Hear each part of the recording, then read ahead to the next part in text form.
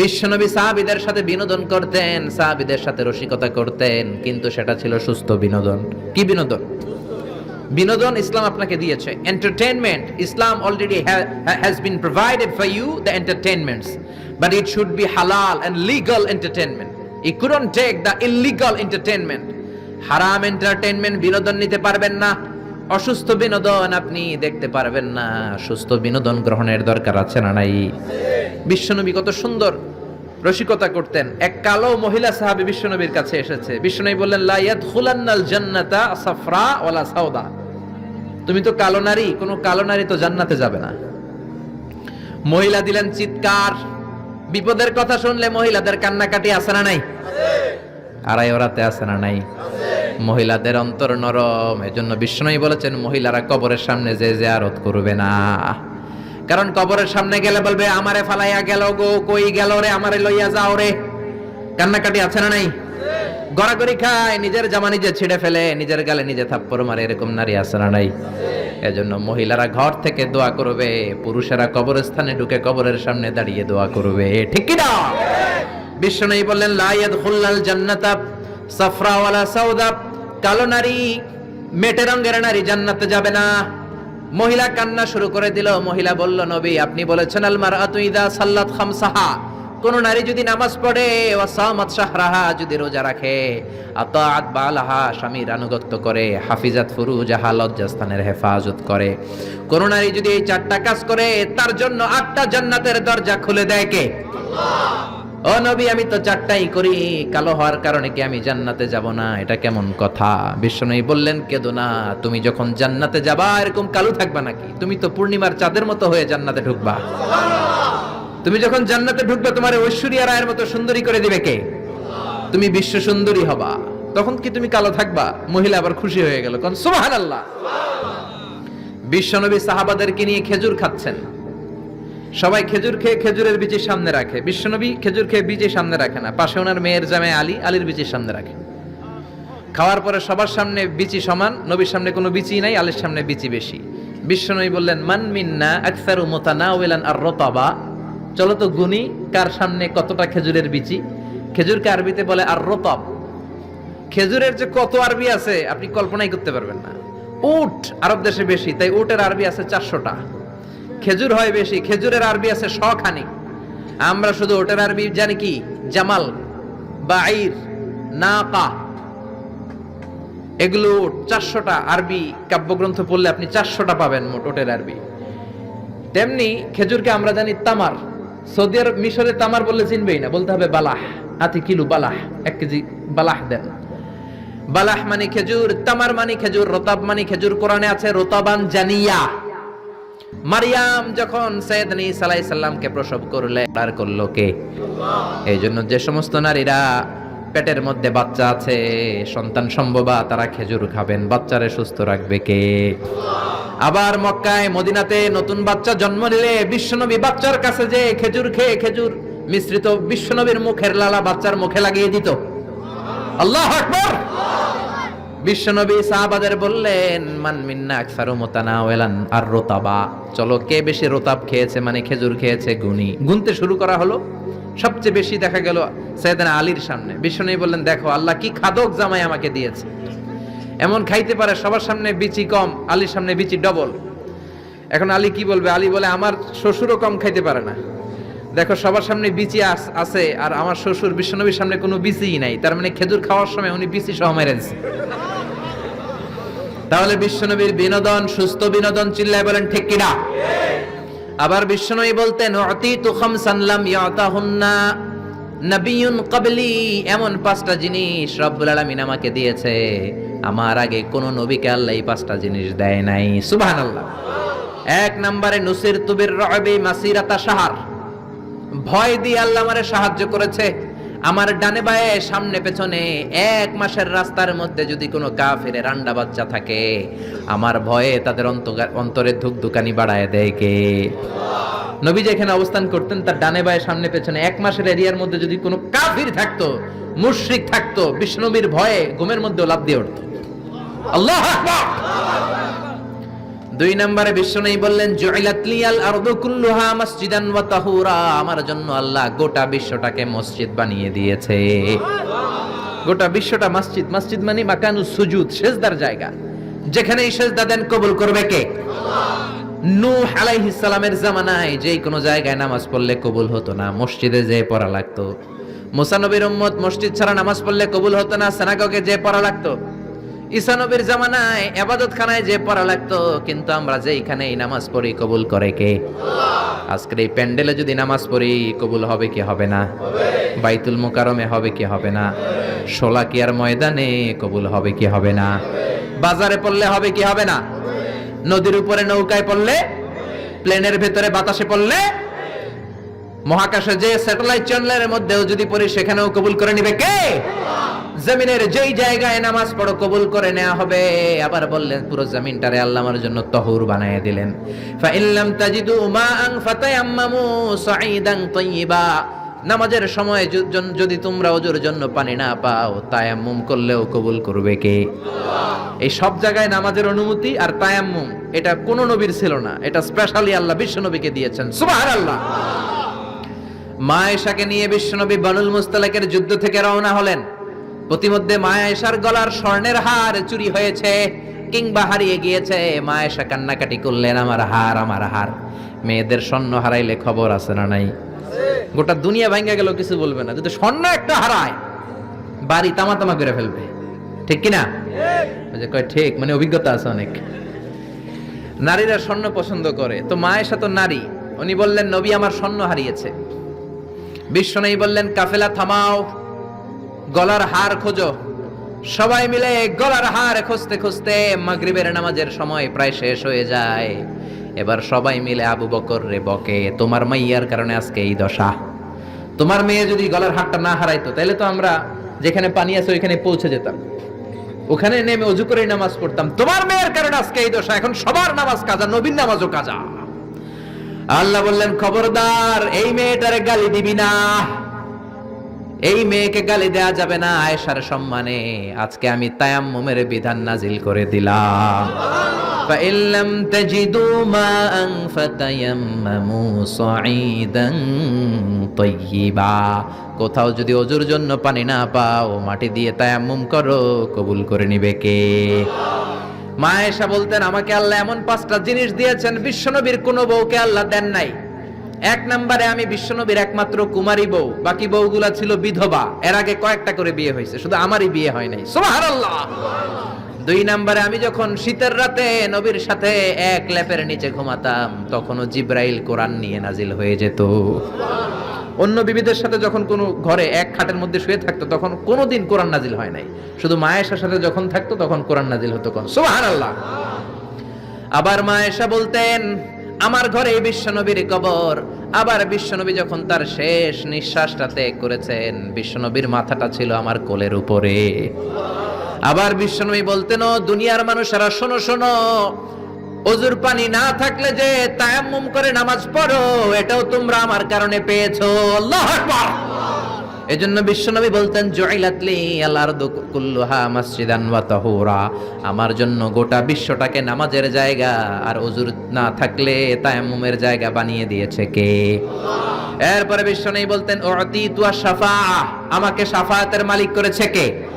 কিয়ামতের দিন সব নবীরা যখন বলবে ইয়া নাফসি ইয়া নাফসি, বিশ্বনবী বলবেন রব্বি হাবলি উম্মতি, ও আল্লাহ তুমি আমার উম্মতকে বাঁচাও, আমার উম্মতকে বাঁচাও। সুবহানাল্লাহ।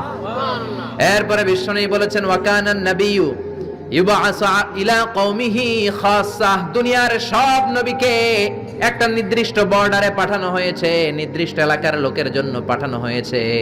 আমি বিশ্বনবীর নবুয়তির কোনো বর্ডার নাই, গোটা বিশ্বের জন্য আমার নবী বানিয়ে পাঠানো হয়েছে। এই জন্য আমি বিশ্বনবী, চিল্লায় কোন আল্লাহু আকবার। বিশ্বনবী শুধু পুরুষদের নবী নয়, শুধু নারীদের নবী নয়, শুধু সাদা লোকদের নবী নয়, শুধু নিগ্রো আর কালো লোকদের নবী নয়, শুধু আরবদের নবী নয়। বিশ্বনবী আদম নবী থেকে শুরু করে কিয়ামত পর্যন্ত যত মানুষ, যত জিন পৃথিবীতে আসবে সবার জন্য বিশ্বনবীকে নবী বানিয়েছে কে? আল্লাহ। বিশ্বনবীর যদি কোনো নবীরাও না মানে ওই নবীর নবুয়তিও ক্যান্সেল করে দিবে কে? এজন্য আল্লাহ বললেন মুহাম্মাদুর রাসূলুল্লাহি ওয়াল্লাযীনা মাআহু আশিদ্দাউ আলাল কুফফারি রুহামাউ বাইনাহুম। মুহাম্মদ হলেন আল্লাহর রাসূল। কার কথা? ঘুম আসতেছে? জিমায় পড়ছেন? তাকবীর দেন, লিল্লাহি তাকবীর। নবীর কথা বলে আল্লাহ বললেন ওয়াল্লাযীনা মাআহু, নবীর সাথে যারা চলে। নবীর সাথে কারা চলতো? সাহাবারা। জোরে বলেন কারা? এবার আল্লাহ সাহাবাদের কথা বলছেন ওয়াল্লাযীনা মাআহু, নবীর সাথে যারা চলতো। আশিদ্দাউ আলাল কুফফার, কাফেরদের ব্যাপারে তারা বজ্র কঠোর। রহমাউ বাইনাহুম, নিজেদের ব্যাপারে তারা পুষ্পকোমল। কাফিরদের ব্যাপারে সাহাবারা বজ্র কঠোর, নিজেদের ব্যাপারে তারা পুষ্পকোমল। কাফিরদের ব্যাপারে কোনো ছাড় নাই, মুশরিকদের সাথে জিহাদের ময়দানে কোনো ছাড় নাই। চিল্লা এখন ঠিক কি না? কিন্তু নিজেরা ভাই ভাই, নিজেদের মধ্যে মহাব্বত আছে না নাই?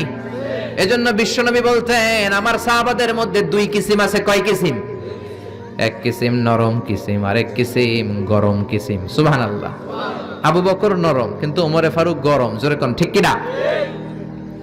এজন্য বিশ্বনবী বলতেন খায়রুল কুরুনি করনি, সবচেয়ে সেরা যুগ আমি নবীর যুগ। সুম্মাল্লাযীনা ইয়ালুনাহুম, তারপরে সাহাবাদের যুগ। সুম্মাল্লাযীনা ইয়ালুনাহুম, তারপরে তাবেঈদের যুগ। ঠিক কি না? সাহাবারা হচ্ছে এই পৃথিবীর শ্রেষ্ঠ সন্তান। তাদের চেয়ে শ্রেষ্ঠ সন্তান পৃথিবী জন্ম দিতে পারে নাই। চিল্লায় বলেন ঠিক কি না? এজন্য সাহাবাদেরকে ভালোবাসার দরকার আছে না নাই? নাকি সাহাবীদেরকে গালি দিবেন? সাহাবীদেরকে ঘৃণা করবেন? সাহাবীদেরকে যদি গালি দেন, যদি ঘৃণা করেন, যদি সমালোচনা করেন, আপনার ঈমান থাকবে? কথা বলেন, ঈমান থাকবে? এজন্য নবী বললেন খবরদার, লা তাসুব্বু আহাদাম মিন আসহাবি, আমার সাহাবীদেরকে গালি দিও না। সাহাবাদেরকে ভালোবাসা হলো ঈমান, সাহাবীদেরকে ঘৃণা করা হলো কুফরি। ঠিক কি না? আয়াতুল ঈমানি হুব্বুল আনসার, সাহাবীদের ভালোবাসা হচ্ছে ঈমানের আলামত। আয়াতুন নিফাকি বুগদুল আনসার, সাহাবীদেরকে ঘৃণা করা হচ্ছে মুনাফিকের আলামত। চিল্লায় বলেন ঠিক কি না? এজন্য বিশ্বনবী বলতেন আমার সাহাবারা এক একটা সুপারস্টার। আমরা বলি Mashrafe bin Mortaza superstar, Salman Khan superstar, Hrithik Roshan superstar, Aamir Khan superstar, Donald Trump superstar, Shakib Al Hasan superstar. বলি না আমরা? আমাদের সুপারস্টার হচ্ছে সেলিব্রিটিরা। বিশ্বনবী বলেছেন নো, আসহাবি কান নুজুম, মাই কম্প্যানিয়নস আর দ্য সুপারস্টার। আমার সাথীরা, আমার সাহাবারা সুপারস্টার। এই সুপারস্টারদেরকে মডেল বানাতে হবে। হলিউড বলিউডের নায়ক নায়িকার আমাদের মডেল নয়, আমাদের মডেল হলো সাহাবারা। কারা? আরো জোরে বলেন কারা? সাহাবারা আমাদের মডেল। এজন্য বিশ্বনবী বলতেন আরহামু উম্মতি বি উম্মতি আবু বকর, আমার সাহাবাদের মধ্যে সবচেয়ে নরম হৃদয়ের সাহাবা হলো আবু বকর। এক হাদিসে বিশ্বনবী 8 জন সাহাবীর 8টা গুণের কথা বললেন। জোরে বলেন কয়টা? 8 জন সাহাবীর 8টা গুণের কথা বললেন। তিরমিজির বর্ণনা, হাদিসটা সহিহ, সিলসিলাতুল হাদিস সাহিহার ভিতরেও এসেছে। বিশ্বনবী বললেন, খেয়াল করে বুঝবেন, আরহামু উম্মতি বি উম্মতি আবু বকর, এই উম্মতের মধ্যে সবচেয়ে নরম হৃদয়ের সাহাবী হলো আবু বকর। 2 নম্বরে বললেন ওয়াশাদ্দুহুম ফি আমরিল্লাহি উমর, কিন্তু আল্লাহর দ্বীনের ব্যাপারে সবচেয়ে কঠোর হলো, জোরে বলেন কঠোর হলো। 3 নম্বরে বললেন ওয়া আসদাকুহুম হায়ান উসমান, সবচাইতে লজ্জাশীল সাহাবী হলো আমার উসমান। 4 নম্বরে বললেন ওয়াকদাহুম আলী, বিচারের রায় সবচেয়ে ভালো দিতে পারতো আমার মেয়ের জামাই আলী। 5 নম্বরে বিশ্বনবী বলেছেন ওয়া আকরাহুম লিকিতাবিল্লাহি উবাই ইবনে কাব, আল্লাহর এই কোরআনটা সবচাইতে সুন্দর করে যে সাহাবী পড়তে পারতো তার নাম হচ্ছে উবাই ইবনে কাব। আল্লাহু আকবার।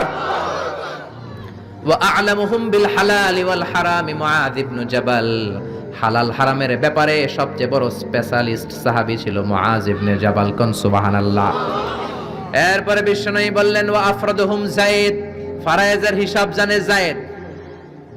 আলা ইন্না লিকুল্লি উম্মাতিন আমিনুন ওয়া আমিনু হাযিহিল উম্মতি আবু উবাইদা ইবনুল জাররাহ, সব জাতির মধ্যে বিশ্বস্ত একজন লোক থাকে, আমার সাহাবীদের মধ্যে সবচেয়ে বিশ্বস্ত সাহাবী আবু উবাইদা ইবনুল জাররাহ। সুবহানাল্লাহ।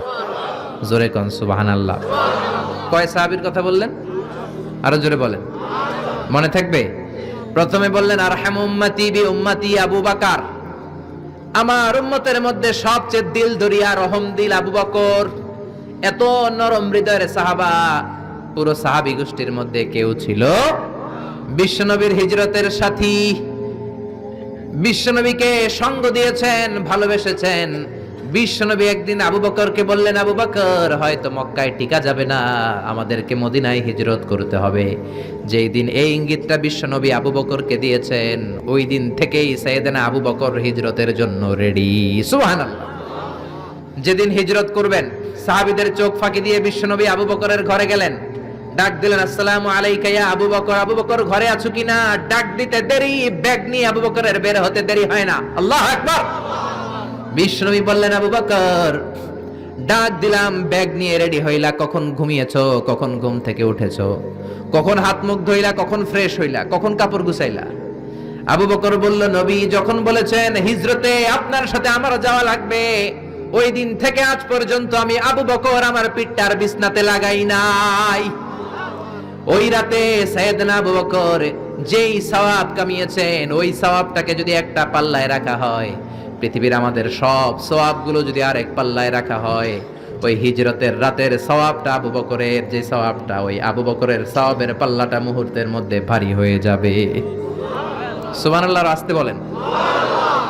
এত নরম হৃদয়ের সাহাবী ছিলেন আবু বকর। নামাজে দাঁড়ালে শুধু কাঁদতেন, এজন্য অনেক সাহাবী ওনারে পছন্দ করতো না। বিশ্বনবীর ইন্তেকালের পরে বছর খানিক মসজিদে নববীতে যতদিন বেঁচে ছিলেন ইমামতি করেছেন। আল্লাহু আকবার বলে যখন আলহামদুলিল্লাহি রাব্বিল আলামিন, তখনই কান্নায় ভেঙে পড়তেন। তেলাওয়াত শুরু করলেই কাঁদতেন। হেরেম শরীফে যারা নামাজ পড়েছেন, শেখ আব্দুর রহমান আস-সুদাইস আযাবের আয়াতগুলো পড়ে যখন টান দেয়, মুসল্লিগুলো সহ্য করতে পারে না। উনি নিজেও তেলাওয়াত থামিয়ে কাঁদে, মুসল্লিরাও কাঁদে। হেরেমের চারদিকে কান্নার রোল পড়ে যায়, চিৎকারের রোল পড়ে যায়, শুধু কান্নার কান্না, শুধু কান্না। সাইয়েদনা আবু বকর যখন নামাজে দাঁড়াতেন শুধু কাঁদতেন।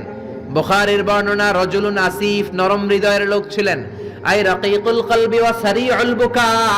এত অন্তর নরম, নামাজে দাঁড়ালেই কাঁদতেন, দিন দুনিয়ার কোনো হুঁশ তার থাকতো না। কিন্তু আমরা নামাজে দাঁড়ালে দিন দুনিয়ার খেলার হিসাব আছে না নাই? বাজারের খবর আছে না নাই? জি বাংলা আছে না নাই? সারা দিনে যেটা মনে পড়ে না, নামাজে দাঁড়ালেই ওটা মনে পড়ে, ঠিক কি না? আমরা নামাজে দাঁড়িয়ে এইভাবে শেয়ার বাজার বাড়লো না কমলো? সাকিব আল হাসান আউট হয়েছে না ছক্কা মারছে?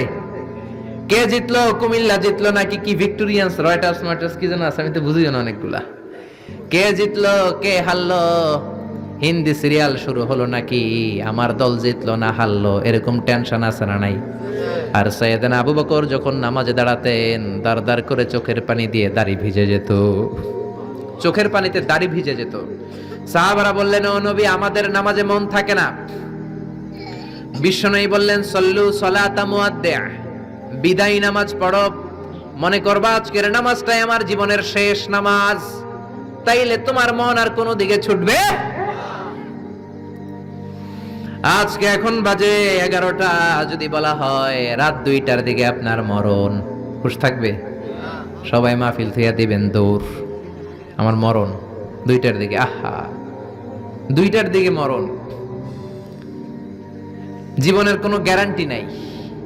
যদি আপনার বলেই দেয়া হয় 2টার দিকে আপনার মরণ, এখন তুমি 2 রাকাত নামাজ পড়ো, এটাই শেষ নামাজ, ওই দিনের নামাজটা আপনি কত সুন্দর করে পড়বেন। আহা, ওই দিন আপনি কত সুন্দর করে ওযু বানাবেন, ওই দিন আতর মাইখা একেবারে আতর আলী হয়ে যাবেন, ওই দিন পাঞ্জাবি পড়বেন, ওই দিন যায় নামাজে দাঁড়াবেন, ওই দিন আপনার নামাজে কোনো তাড়াহুড়ো নাই, ঠিক কিনা? ওই দিনের রুকুটা আপনার জীবনের সব চাইতে শ্রেষ্ঠ রুকু হবে। ওই দিনের সেজদাটা আপনার জীবনের শ্রেষ্ঠতম সেজদা হবে। ওই দিনে সেজদায় যে চোখের পানি দিয়ে আপনি যায় নামাজ ভিজায় দিবেন, এর কারণ আপনি নিশ্চিত, you are certain that you are going to die. আপনি রাত 3টার দিকে মারা যাচ্ছেন, জানার কারণে আপনার নামাজে এত ভক্তি। আমরা যে মাহফিল শেষে বাড়িতে যেতে পারবো কোনো গ্যারান্টি আছে নাকি? আরো আধা ঘন্টা বাঁচবো, গ্যারান্টি আছে? শ্বাস যেটা ভেতরে নিলাম বের করতে পারবো, গ্যারান্টি আছে? তো তাইলে নামাজে যখন দাঁড়াই, এটা ভাবতে সমস্যা কি যে এটাই আমার শেষ নামাজ? কারণ আমার তো কোনো গ্যারান্টি লেটার নাই। চিল্লায় বলেন ঠিক কি না? পারফর্ম দ্য সালাহ as if it's your last and final prayer. এমন ভাবে নামাজে দাঁড়াবেন যেন এটাই আপনার লাস্ট এন্ড ফাইনাল প্রেয়ার, এটাই আপনার শেষ নামাজ। এরপরে আর নামাজের সুযোগ হয়তো আমি নাও পেতে পারি, জোরে কোন ঠিক কিনা? এই কথা যখন সাহাবারা শুনলেন আর নামাজে নড়েও না চড়েও না। মরুভূমির মাঝখানে যখন সাহাবারা দাঁড়াতেন, আকাশের পাখিগুলো খেজুর গাছ মনে করে সাহাবাদের মাথায় এসে বসে যেত। সুবহানাল্লাহ বাড়িতেছে। পাখিগুলো মনে করতো এগুলো মরুভূমির মাঝখানের খেজুর গাছ, মাথায় এসে বসে যেত। আর আমরা নামাজের মধ্যে দাঁড়ালে আমাদের কোনো খেয়াল থাকে না, আমাদের এদিকে সামনে ডানে বায়ে নজর যায়, ঘড়ির দিকে তাকায়, অনেকে আছে না নাই? নামাজের পর আবার এমনি তাকায়। হাদিসে এসেছে আপনার নজর যখন একবার নামাজ ছাড়া অন্যদিকে দেন, আল্লাহ বলে আকবিল, বান্দা ফিরে আয়। আবার যখন ডানে নজর দেন, আল্লাহ বলে ফিরে আয়। আবার যখন ইমাম সাহেবের দিকে এমনি তাকান, আল্লাহ কয় ফিরে আয়। তিনবার নজর দেওয়ার পরে আবার যখন ডানে বায়ে নজর দেন, আল্লাহ বলে লা হাজাতা লি ইলা সলাতিক, তোর এই নামাজের কোনো দরকার আমি আল্লাহর নাই, এই নামাজের কোনো দরকার নাই। এজন্য সালাত পড়তে হবে আর অন্তরে ভয় থাকতে হবে কার? قد أفلح المؤمنون الذين هم في صلاتهم خاشعون। আবু বকর তাই করতেন, কানা রাজুল আসিফ, নামাজে দাঁড়ালে দরদর করে কেঁদে কেঁদে দাড়িগুলো ভিজায় দিতেন। আল্লাহু আকবার। এজন্য বিশ্বনবী বলতেন আরহামু উম্মতি বি উম্মতি আবু বকর, আমার উম্মতের মধ্যে সবচেয়ে নরম হৃদয়ের হলো আবু বকর। 2 নম্বরে বিশ্বনবী বললেন ওয়াশাদ্দুহুম ফি আমরিল্লাহি উমর, আর আল্লাহর দ্বীনের ব্যাপারে সবচেয়ে কঠোর সাহাবী হলো ওমর। সবচেয়ে কঠোর কে? এজন্য বিশ্বনবী বলতেন আমার পরে নবী নাই, আমার পরে কোনো রাসূল নাই, তবে কেউ যদি নবী হতো আমার ওমর নবী হতো। লা নবিয়্যা বা'দি ওয়ালা রাসূলা, আমার পরে কোনো রাসূল নাই, কোনো নবী নাই, তবে লাউ কানা বা'দি নাবিয়্যুন লাকানা ওমর, যদি নবী হওয়ার যোগ্যতা কারো থেকে থাকে আমার ওমরের আছে। প্রভু তুমি বলেছো রাসূল দেবে না, বলনি দেবে না ওমর, বলনি দেবে না হামজা তারিক, খালিদ বিজয়ী সমর। প্রভু তুমি বলেছো রাসূল দেবে না। আল্লাহু আকবার। এই ওমরের মতো যদি লাঠির বাড়ি দেওয়া যেত, উনি নামাজেও লাঠি নিয়ে দাঁড়াতেন। আমাদের ইমাম সাহেবরা কেবলামুখী, আর পিছন থেকে একামত দেয় আল্লাহু আকবার আল্লাহু আকবার, আশহাদু আল্লা ইলাহা ইল্লাল্লাহ, আশহাদু আন্না মুহাম্মাদার রাসূলুল্লাহ, হাইয়া আলাস সালাতি হাইয়া আলাল ফালাহ, قد قامت الصلاة قد قامت الصلاة, আল্লাহু আকবার আল্লাহু আকবার, লা ইলাহা ইল্লাল্লাহ, আল্লাহু আকবার। সৌদি স্টাইলে একটু একামত শোনায় দিলাম। আমরা তো 2 বাক্যে বলি, আর 1 বাক্যেই বলে। ইমাম সাহেব কিবলামুখী হয়ে দাঁড়ায় আর মুয়াজ্জিন একামত দেয়। ওমরের সুন্নাত, বিশ্বনবীর সুন্নাত এটা ছিল না। ওমরে ফারুক মুসল্লিদের দিকে হয়ে দাঁড়াতেন। ওমরে ফারুকের হাতে থাকতো একটা লাঠি, যার কাতার বাঁকা, লাঠির দিয়ে পায়ের উপরে বাড়ি আছে না নাই? এইরকম বাড়ি মেরে মেরে যদি সোজা করা যেত, কাতারে গ্যাপ থাকতো না। বিশ্বনবী বলতেন ওয়াসাদুল খালাল, হাযু বাইনাল মানাকিবি ওয়াল আকদাম, এইটার সাথে ওইটা মিলাও।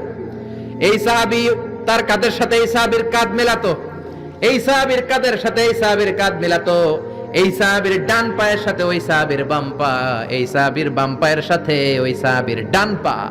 বুনিয়ানুম মারসুস, সীসা ঢালা প্রাচীরের মতো। নবীরে কেউ অ্যাটাক করতে আসলেও যেন আধা ঘন্টা লাগে এই প্রাচীর ভাঙ্গা আসতে, জোরে কোন ঠিক কিনা? এই জন্য সাহাবীদের জামা সবার আগে এদিক দিয়ে ছিটতো, ধাক্কাধাক্কির কারণে নামাজে টাইট হয়ে তারা দাঁড়াতো। সাইয়েদনা ওমরে ফারুক লাঠি দিয়ে কাতার সোজা করে দিতেন। কারো যদি কাতার বাঁকা হতো লাঠি দিয়ে মারতেন, এই সোজা করো। এই জন্য লাঠিরও দরকার আছে না নাই?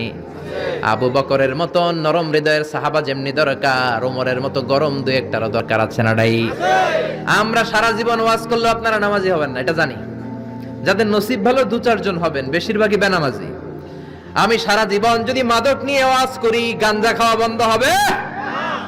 কিন্তু প্রধানমন্ত্রী যদি বলে কালকে থেকে কেউ যদি ইয়াবা টানে, জাগার মধ্যে ওর পিঠের মধ্যে 100 বেত, 10,000 টাকা জরিমানা, 10 বছরের জেল। ইয়াবা বাবা পাওয়া যাবে? আর গাঞ্জা বাবা থাকবে? বাংলাদেশ থেকে গাঞ্জা নাই। প্রধানমন্ত্রী যদি বলে নামাজ না পড়লে 10,000 টাকা জরিমানা, 1 ওয়াক্ত সারবি 10,000 টাকা দিবি, বাংলাদেশের সব মানুষ মুসল্লি হয়ে যাবে। এজন্য বিশ্বনবী বলতেন ইন্নাল্লাহা লা ইয়াযা বিল কুরআন আল্লাহ কোরআন দিয়ে যেটা সমাজে করান না, ইয়াজাউবি সুলতান, এটা ক্ষমতা দিয়ে করান, ঠিক কি না? প্রধানমন্ত্রী ক্ষমতার মসনদ থেকে মাইরের ঘোষণা দিবে, আর আমরা ওয়াজ কইরা যামু। ওয়াজ আর মাইরের সমন্বয়ে ইসলাম কায়েম করবে কে? আল্লাহ। শুধু ওয়াজ দিয়ে ইসলাম কায়েম হবে? ওমরে ফারুক তাই করতেন, লাঠি দিতেন, লাঠি দিয়ে সোজা করে দিতেন। এজন্য শয়তানও ওনারে ভয় পেত। বিশ্বনবী বলেন, ওয়াল্লাযী নাফসি বিয়াদি, যে আল্লাহর হাতে আমার আত্মা, ওমর, ওই আল্লাহর কসম করে বলি, মা সালাকা আশ-শাইতানু সালিকান ফাজ্জান ইল্লা সালাকা ফাজ্জান গায়রা ফাজ্জিক। তোমার যদি ইবলিস কোন রাস্তা দিয়ে আসতে দেখে, ইবলিসের বাপের কিরা, ইবলিস ওই রাস্তা থইয়া আরেক রাস্তা দিয়ে হাঁটে।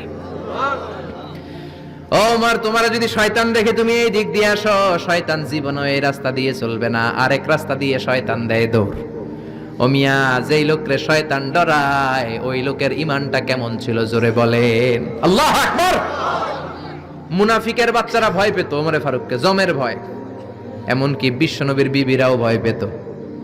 বিশ্বনবীর বিবিরা মাঝে মাঝে নবীরে ধরতো, ও নবী আমার এইটা লাগবে ওইটা লাগবে। বিশ্বনবী বললেন লাগবে, বললে তালাক দিয়ে দিব, যাও তালাক দিয়ে দেব। ধনী সাহাবীর কাছে যে বিয়ে বসো, আমি নবীর কাছে থাকলে এভাবেই থাকতে হবে। কিন্তু বিবিরাও ছাড়ার পাত্র না। সব বিবিরা একবার বিশ্বনবীরে ধরলেন, ধরে বলে, ও নবী, আয়েশার বাড়িতে যেদিন থাকেন ওই দিন সাহাবীরা বেশি বেশি হাদিয়া পাঠায় কেন? আমাদের ঘরে যেই দিন থাকেন হাদিয়া পাঠায় না কেন? আচ্ছা, ইমাম সাহেবের বাড়িতে কে হাদিয়া পাঠাবে, কি গিফট দিবে তারে, এটা কি উনার বিষয়? যিনি দিবে এটা উনার বিষয়, ঠিক কি না? বিবিরা বললেন, আমাদের ঘরেও যেন হাদিয়া পাঠায়, আপনি মসজিদে এলান দিয়ে দিন।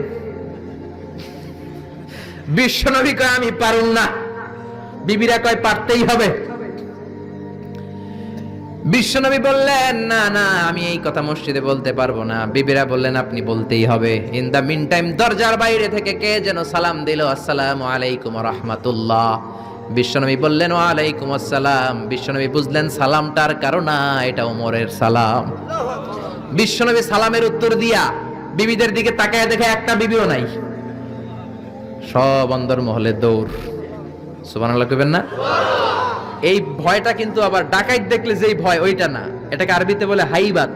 হাইবাতু ওমর। ওমরের হাইবাত এমন ছিল, শয়তান ভয় পেত, মুনাফিকরা জমের মতো ভয় পেত। আমাদের মা উম্মুল মুমিনিন বিশ্বনবীর বিবিরা ওমরেরকে ভয় পেত। সুবহানাল্লাহ। আমরা বাচ্চারা যদি না খায়, খেতে চায় না, আমার এক মেয়ে ছোট্ট খেতে চায় না, গল্প বলে খাওয়াই, আমি এদিক দিয়ে খাওয়াইলে ওদিকে দৌড়, এদিক দিয়ে ধরলে ওদিকে দৌড়। আপনাদের ছেলে মেয়েদের একই অবস্থা, বাচ্চারা খেতে চায় না, ঘুমাতে চায় না। তখন আমরা বলি, ঘুমাও না হলে বাঘ আসবে, বাঘ, বিড়াল আসবে, বিড়াল। আপনারা কি কন?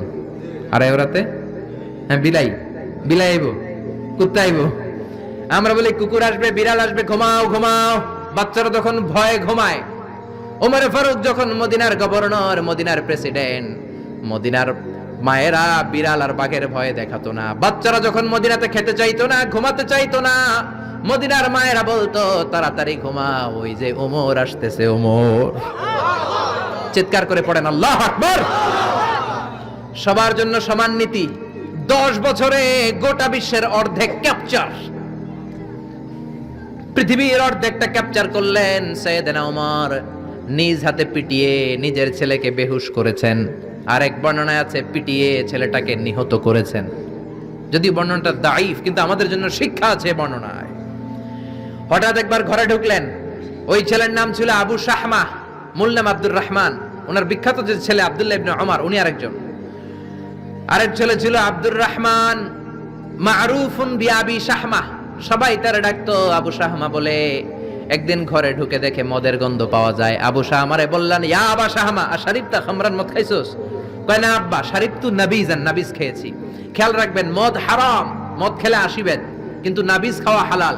নাবিজ হচ্ছে আরব দেশেরা খায়, সাদা দুধের মধ্যে রাতে শক্ত খুরমা যদি 5টা ফেলে রাখেন, সকালে ওইটা দেখবেন দুধের রং আর সাদা নাই, খুরমার রস টেনে দুধটা লাল হয়ে গেছে।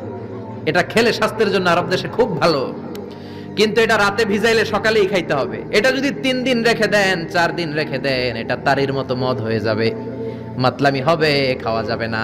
ওমরের ছেলে ওই মজাটা নেয়ার জন্য 4 দিন ভিজায় রাখছে, তারপরে এই নাবিজ নামক মদ খেয়েছে। ওমর বললেন, মদ খাইছস নাকি? আবু শামা বলে, খাই নাই।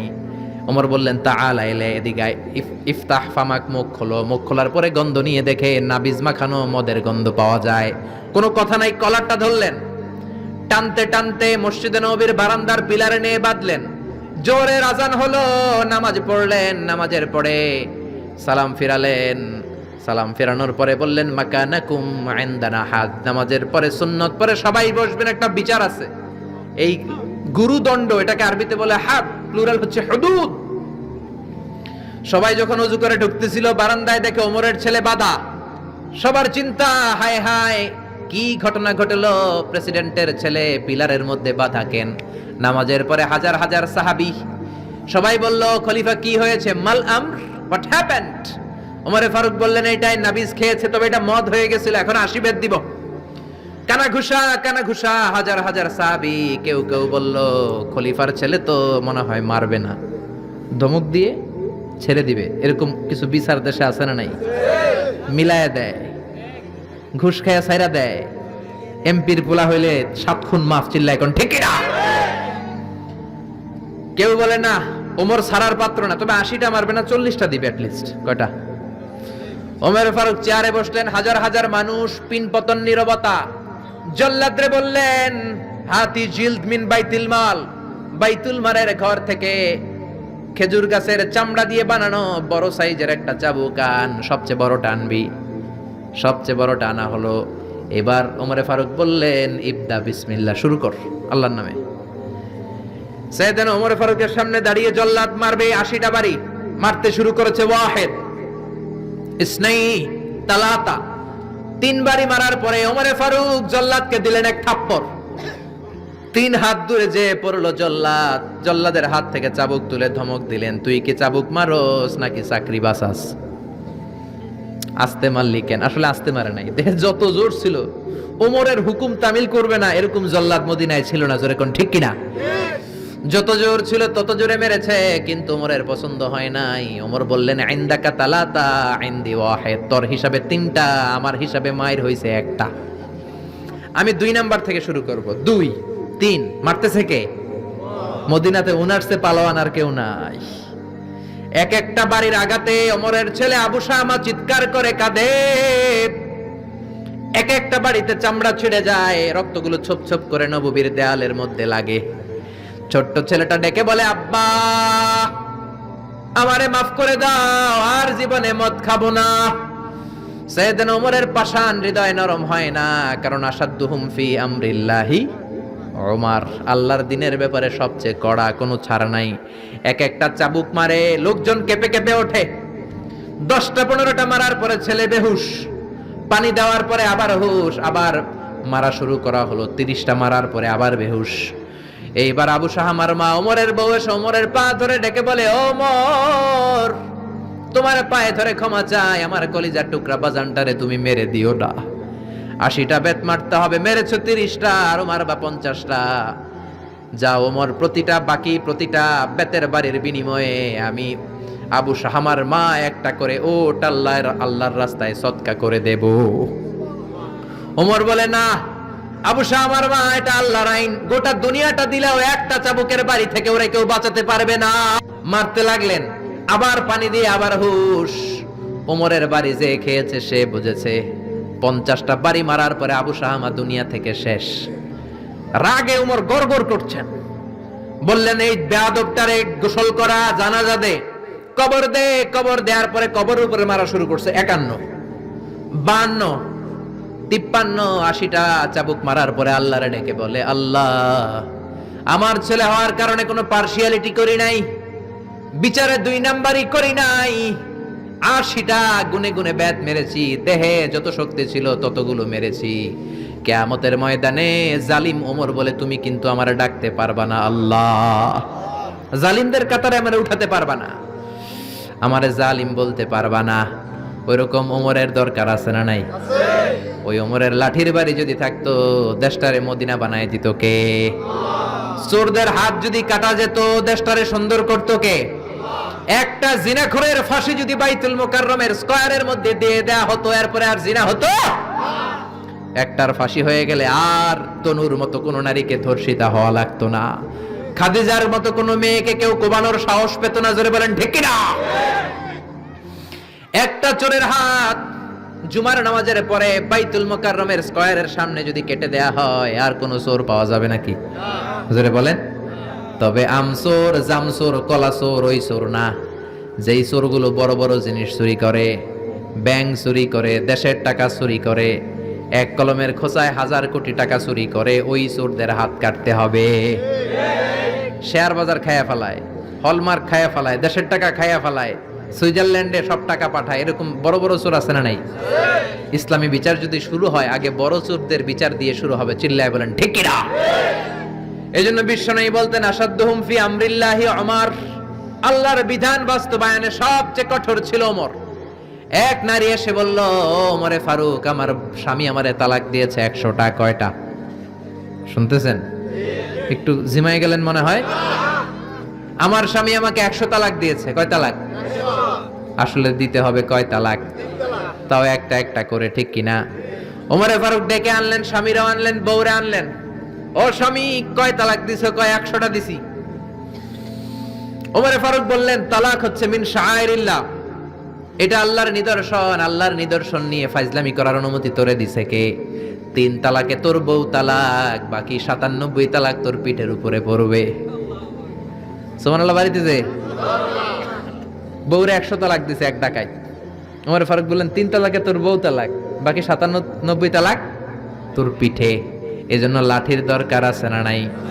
ওমর ফারুক জোহরের নামাজের ইমামতি করলেন। নামাজের পরে দেখলেন একদল লোক গোল হয়ে বসে জিকির করে। আসরের পরেও দেখলেন গোল হয়ে জিকির করে। মাগরিবের পরে দেখলেন সব লোক কাজে চলে যায়, ওই একদল লোক জিকির করে।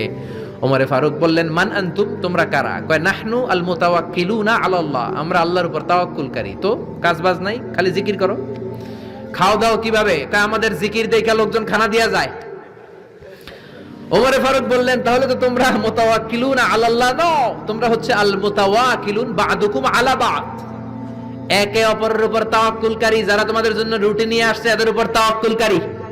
কে বলেছে নামাজের পরে বসতে? ফাইদা কুদিয়াস সালাতু ফান্তাশিরু ফিল আরদ ওয়াবতাগু মিন ফাদলিল্লাহ। নামাজ শেষ তো বের হয়ে যাও। ছাত্র যাবে স্কুলে, জনপ্রতিনিধি যাবে, মেম্বার অফ দ্য পার্লামেন্ট যাবে পার্লামেন্টে, শিক্ষক যাবে কলেজে, যারা ব্যবসায়ী তারা যাবে বাজারে। তোমরা কোনো কাজ করো না, বসে থাকো কেন? খবরদার, আজকের নামাজের পরে যদি কোনো নামাজের পরে যদি গোল হয়ে বসে বসে থাকতে দেখি, পিটাইয়া মসজিদে নববী থেকে বের করে দেব। কাজ করতে যা, এলাকায় যে কাজ কর, বিবি বাচ্চার খবর নে, চিল্লা এখন ঠিক না? ছাড় দেন নাই, পিটাইয়া মসজিদ থেকে বের করে দিয়েছেন। আল্লাহু আকবার। এজন্য বিশ্বনবী বলেছেন, আরহাম উম্মতি বি উম্মতি আবু বকর। সাহাবীদের মধ্যে সবচেয়ে কোমল হৃদয়ের অধিকারী কে ছিল? আর সবচেয়ে কঠোর কে ছিল? 3 নম্বরে বিশ্বনবী বললেন, ওয়াস্তাকুহুম হায়ান উসমান, সবচেয়ে লজ্জাশীল সাহাবী উসমান। নারীরাও এত লজ্জাশীল ছিল না সাইয়েদনা ওসমান যতটা লজ্জাশীল ছিল। এখন আমাদের সমাজে লজ্জা শরমের বালাই নাই। কি করে আমরা বেশরম হব, বেলাল্লাপনা, অশ্লীলতা কি করে ছড়াবো, এগুলো ট্রেনিং সেন্টার আমাদের ঘর। জি বাংলায় আমাদেরকে ট্রেনিং দেয়া হয়, শাড়িটা কেমনে পরলে শরীর বেশি দেখা যায়, পেট খালি, পিঠ খালি, কপালের উপরে এক নক্তা আছে না নাই? জোরে কোন? কপাল পোড়া। প্রতিদিন আমরা ট্রেনিং প্রাপ্ত, প্রতিদিন জি বাংলা স্টার জলসায় শাশুড়ি আর বউয়ের মধ্যে কেমনে গিরিঙ্গি লাগানো যায়। আচ্ছা নাই? বিশ্বনবী বললেন, ইযা লাম তাস্তাহি ফাসনা মা শিতা, যদি শরম না থাকে তোর যা মন চায় তাই করতে পারবি। এই জন্য আল হায়াউ শু'বাতুম মিনাল ঈমান, লজ্জা হলো ঈমানের অঙ্গ। যার লজ্জা নাই তার ঈমান নাই। এজন্য লজ্জা শরমের দরকার আছে না নাই? বিশ্বনবী ছোট্টবেলা থেকেই লজ্জাশীল ছিলেন। বিশ্বনবীর দুধমা হালিমা, তিনি বলেন 2 বছর মুহাম্মদ আমার দুধ খেলো, 5 বছর ছেলেটারে আমি পাললাম, 5 বছর লালন পালন করেছি। 5 বছরের মধ্যে শিশু মুহাম্মদকে আমি কোনোদিন কাঁদতে দেখি নাই। ব্যথা পেলেও মুহাম্মদ কাঁদে না, ক্ষুধা লাগলেও মুহাম্মদ কাঁদে না। শুধু লজ্জাস্থানের জায়গা থেকে কাপড়টা একটু সরে গেলে শিশু মুহাম্মদ কেঁদে দেয়। ছোট্ট বাচ্চা ব্যথা পায়, কাঁদে না। বিশ্বনবী কাঁদতেন না, ক্ষুধা লাগলে কাঁদতো না, লজ্জাস্থান থেকে কাপড় সরলেই কাঁদতো। বিশ্বনবীর বয়স 7 কিংবা 8। মক্কাতে কাবা নির্মাণ হবে। মক্কার সবাই কয় আমরা সবাই এই কাজে অংশগ্রহণ করব। কাবা ঘর বানাইলে ওটাতে সব আছে না নাই? তো কিভাবে অংশগ্রহণ? পাথর কেটে কেটে পাথর দিয়ে কাবা বানাবে। সবাই পাথর টানে, বিশ্বনবীও টানে। বিশ্বনবীর বয়স 7 কিংবা 8, ওনার বয়সের ছেলেরা সবাই পরনের লুঙ্গি খুলে কাঁধের মধ্যে রেখেছে, আর কাঁধের উপরে একটা করে পাথর টানে যাতে ব্যথা না পায়। ছোট্ট বাচ্চারা লুঙ্গি খুলে ফেলে না? গ্রীষ্মকালে দেখবেন পুকুর একটা পাইলে লুঙ্গি ধুইয়া সবটি সাঁতার, আছে না নাই? পিড়াইয়া উঠানো যায় না, সবগুলো ডুবায়, চোখগুলো লাল করে ভূতের মতো হয়ে ওঠে। এলাকায় পুকুর টুকুর নাই বোধহয়? আছে আছে আছে। বিশ্বনবী লুঙ্গি খোলে না, সবগুলো সমবয়সের বাচ্চা লুঙ্গি খুলে ভাঁজ করে এখানে রেখে একটা পাথর টানে। আমার নবী 2টা করে টানে। সবাই টানে কয়টা করে? নবী টানে কয়টা করে? সব বাচ্চারা লুঙ্গি খোলা, বিশ্বনবীর লুঙ্গি পরনে। আবু তালেবের চোখে এটা পড়লো। আবু তালেব বলে, ও ভাতিজা মুহাম্মদ, তোমার বয়সের বাচ্চারা লুঙ্গি খুলে পাথর টানে, সবাই টানে একটা, তুমি টানো 2টা। কেন রে ভাতিজা, তুমিও লুঙ্গি খোলো, লুঙ্গিটা কাঁধে রেখে তারপরে পাথর টানো। বিশ্বনবী বললেন, না চাচা, আমার সমস্যা নাই, আমি লুঙ্গি খুলবো না। চাচা কই খোলো। আমরা অনেক বাচ্চাদেরকে বলি, আরে তুই ছোট মানুষ, খোল বেটা, খোল খোল খোল, কিচ্ছু হবে না, বলি না?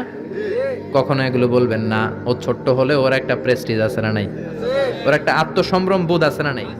এখনো যদি লুঙ্গি খোলা শিখান, অশ্লীলতা শিখান, তাহলে এই ছেলেগুলো হবে ডাকাত, এগুলোই হবে বাংলা ভাই, ইংরেজি ভাই, অঙ্ক ভাই, এগুলো হবে পিচ্চি হান্নান, এরশাদ শিকদার, কালা জাহাঙ্গীর, লতিফ সিদ্দিকীর মতো মন্ত্রী। ঠিক, আরো আসতে বলেন। এখন থেকে যদি লাজুকতা শিখান, ভদ্রতা শিখান, কোরআন শিখান, তাহলে এই ছেলেগুলো বড় আলেম হবে, মুফাসসিরে কোরআন হবে। এই ছেলেগুলো হাফেজ জাকারিয়ার মতো হবে, ফজলে রাব্বি আদলের মতো হবে, বড় বড় ইমাম হবে, মুফাসসির হবে। চিল্লায়া বলেন ঠিক কিনা? চাচা বলে, মোহাম্মদ লুঙ্গি খোলো। আরে ছোট মানুষ খোলো। বিশ্বনবী বলে, না, আমি ছোট হতে পারি কিন্তু লুঙ্গি খুলবো না, আমার কোনো সমস্যা নাই। চাচাকে, আরে খোলো মিয়া, বলে লুঙ্গির গোছা ধরে টান দিছে। টান দিতে দেরি, মুহূর্তের মধ্যে বিশ্বনবী বেহুশ হয়ে জমিনে পড়ে যায়। বিশ্বনবীর জীবদ্দশায় পৃথিবীর কোন মানুষ বিশ্বনবীর লজ্জাস্থান দেখে? জোরে বলেন, দেখে? এজন্য খবরদার, তোমার বোনের পেট পিঠ খালি থাকতে পারবে না, কপালে এক নোক্তা থাকতে পারবে। তোমার বোন বললেই তুমি তারে পাখি ড্রেস কিনে দিতে পারবা না, লেহেঙ্গা 2 পিস 3 পিস কিনে দিতে পারবা না। তুমি যদি এগুলো আদরের বোনকে কিনে দাও, আল্লাহর সুপ্রিম কোর্টের কাঠ গড়াতে তোমারও আসামি করে দাঁড় করাবে কে? বাবারা খবরদার, মেয়েদের সব আবদার পূরণ করবেন না। হেজাব পরানো শিখান, বোরকা পরানো শিখান। একটা মেয়ে যখন বোরকা পরে রাস্তায় বের হয়, মনে হয় জান্নাতের হুর দুনিয়ায় এসেছে। একটা মেয়ের সৌন্দর্য তো হেজাবে, সৌন্দর্য তো বোরকার ভেতরে, সৌন্দর্য তো পর্দার ভেতরে। চিল্লা এখন ঠিক কিনা? আবার কিছু নানি আছে বয়স 90, উনি হাত মোজা পা মোজা, আর সাথে 16 বছরের 18 বয়সের নাতনিরে নিয়ে বের হইছে। এমন দৃশ্য এলাকার সব পোলারা পিছনে পিছনে লাইন ধরে, আছে না নাই? মায়ের বয়স 60, হাত মোজা পা মোজা। আপনি হাত মোজা পরছেন কেন? আপনি তো অল্প কাপড় পরে বেরোলেও কোনো সমস্যা নাই। আপনি তো এক্সপায়ার্ড, আপনার ডেট এক্সপায়ার্ড, ঠিক কিনা? আপনার দিকে তাকাবে না সুন্দরী, সুরুষী, অষ্টাদশী, মায়াবিনী, কাজল কালো চোখ, মেঘ কালো কেশ, আপনার ওই নাতনির দিকে লুলুপ দৃষ্টি দিয়ে বখাটেগুলো তাকাবে, ঠিক কিনা? এজন্য খবরদার, মেয়েদেরকে পর্দা শিখান, মেয়েদেরকে ভদ্রতা শিখান, মেয়েদেরকে ইসলাম শিখান। ফ্যামিলিটারে জান্নাত বানায় দিতে পারে কে? আল্লাহ। এজন্য বিশ্বনবী বললেন, ওয়াসদাকুহুম হায়াআন উসমান, সবচাইতে লজ্জাশীল সাহাবী ছিল কে? উসমান। মনে থাকবে নি? ওসমান নামটা সুন্দর না? ছেলে পেলে হইলে এগুলো রাখেন, রাখবেন তো? কি রাখবেন? কি অদ্ভুত অদ্ভুত নাম রাখে। এক লোক অনেকদিন পরে ভাতিজারে দেখতে আসছে বাসায়, ঢাকাতে, গ্রামের সবজি টবজি নিয়ে গেছে। তো ভাতিজারা বলে, ভাতিজা তোমার নাকি এক ছেলে এক মেয়ে? বলে, জি চাচা, দোয়া করবেন, এক ছেলে এক মেয়ে, একটু ডাকো তোমার ছেলে আর মেয়েরে। ভাতিজা ডাক দিছে, ব্রাশ ফায়ার। ব্রাশ ফায়ার শুই না, চাচা দিছে দৌড়। ভাতিজাও পিছন থেকে দৌড়ায়, চাচাও দৌড়ায়। ভাতিজা কয়, দাঁড়ান চাচা। চাচা কয়, আমার বয়স 80 হয়েছে রে ভাতিজা, আমারে তুই ব্রাশ ফায়ার করিস না।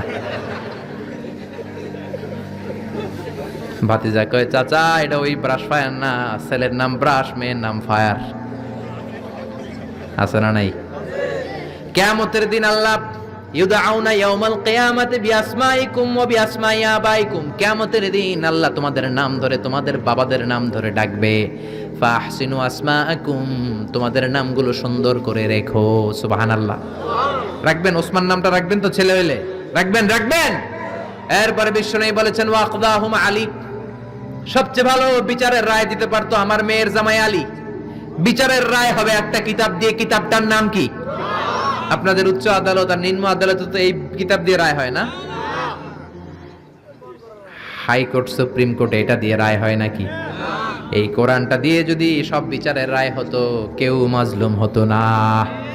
কোরআন দিয়ে রায় হলে ওই রায়ে কোনো স্কাইপি কেলেঙ্কারি থাকে? কোরআন দিয়ে রায় হলে ঘুষ খাওয়ার সুযোগ থাকে? কোরআন দিয়ে রায় হলে এক দলের কথা শুনে আরেক দলের উপর কোনো জুলুম করার সুযোগ থাকে? এজন্য রায় দিতে হবে কি দিয়ে? আমাল্লাম ইয়াহকুম বিমা আনজালাল্লাহু ফাউলাইকা হুমুল কাফিরুন। সুবহানাল্লাহ। আল্লাহ তিনবার বললেন কোরআন দিয়ে যে রায় দেয় না, বিচারের রায় যারা কোরআন দিয়ে ঘোষণা করে না, এক জায়গায় বললেন জালেম, এক জায়গায় কাফের, এক জায়গায় ফাসিক। এজন্য কোরআন দিয়ে বিচারের রায় হওয়ার দরকার আছে না নাই? কোরআনকে সংসদে পাঠানোর দরকার আছে না নাই? এমনি এমনি হেঁটে চলে যাবে কোরআন সংসদে, নাকি পাঠাইতে হবে? ভালো নেতা বানাইতে হবে। যারা কোরআন মানে, যারা কোরআনের পক্ষে, এরকম নেতা বানানোর দরকার আছে না নাই? এজন্য বিশ্বনবী বলেছেন মান ক্বালা বিহি সাদাকা, কোরআন দিয়ে যে কথা বলে তার কথা সত্য কথা নাকি মিথ্যা? ওয়া মান আমিলা বিহি উজরা, কোরআন দিয়ে আমল করলে আমল নামায় সওয়াব আছে না নাই? বেশি না কম? ওমান হাকামা বিহি আদালা, কোরআন দিয়ে যে বিচারের রায় দেয় ওইটাই সবচেয়ে সেরা বিচার। ঠিক কি না? আল্লাহ দেশে কোরআনের বিচার কায়েম করুক, পড়ে না আমিন। 5 নম্বরে বিশ্বনবী বললেন ওয়া আকরাহুম উবাই ইবনে কাব, সাহাবীদের মধ্যে সবচাইতে সুন্দর তেলাওয়াত করতে পারতেন, তাসবিহের সাথে সবচাইতে সুন্দর তেলাওয়াত করতে পারতেন উবাই ইবনে কাব। কি নাম? এগুলো জানেই না, জানতেও চায় না, খালি নাম মুখস্থ করে। সালমান খান, শাহরুখ খান, অমুক খান, তমুক খান। পড়েন উবাই ইবনে কাব। উনি ছিলেন সবচেয়ে বড় কারি। বিশ্বনবী কিন্তু তারাবির সালাত এইভাবে পড়তেন না, কিয়ামুল লাইল করতেন। রাতের সালাত সব সময় 8 রাকাতের বেশি বিশ্বনবীর ছিল না। ওমরে ফারুকের সময় উনি এই উবাই ইবনে কাবের নেতৃত্বে মসজিদে নববীতে 20 রাকাত তারাবি চালু করে দিলেন। সুবহানাল্লাহ। বাড়িতেছে কার নেতৃত্বে? উবাই ইবনে কাবের নেতৃত্বে। আর বললেন নি'মাল বিদআতু হাযিহ, কত সুন্দর একটা বেদাত চালু করে দিলাম। উনাদের বেদাত চালু করার অথরিটি ছিল, কারণ তারাই ছিলেন দ্বীনের ধারক এবং বাহক। চিল্লায় এখন ঠিক কি না? কেমন করে উনি কোরআন পড়তেন?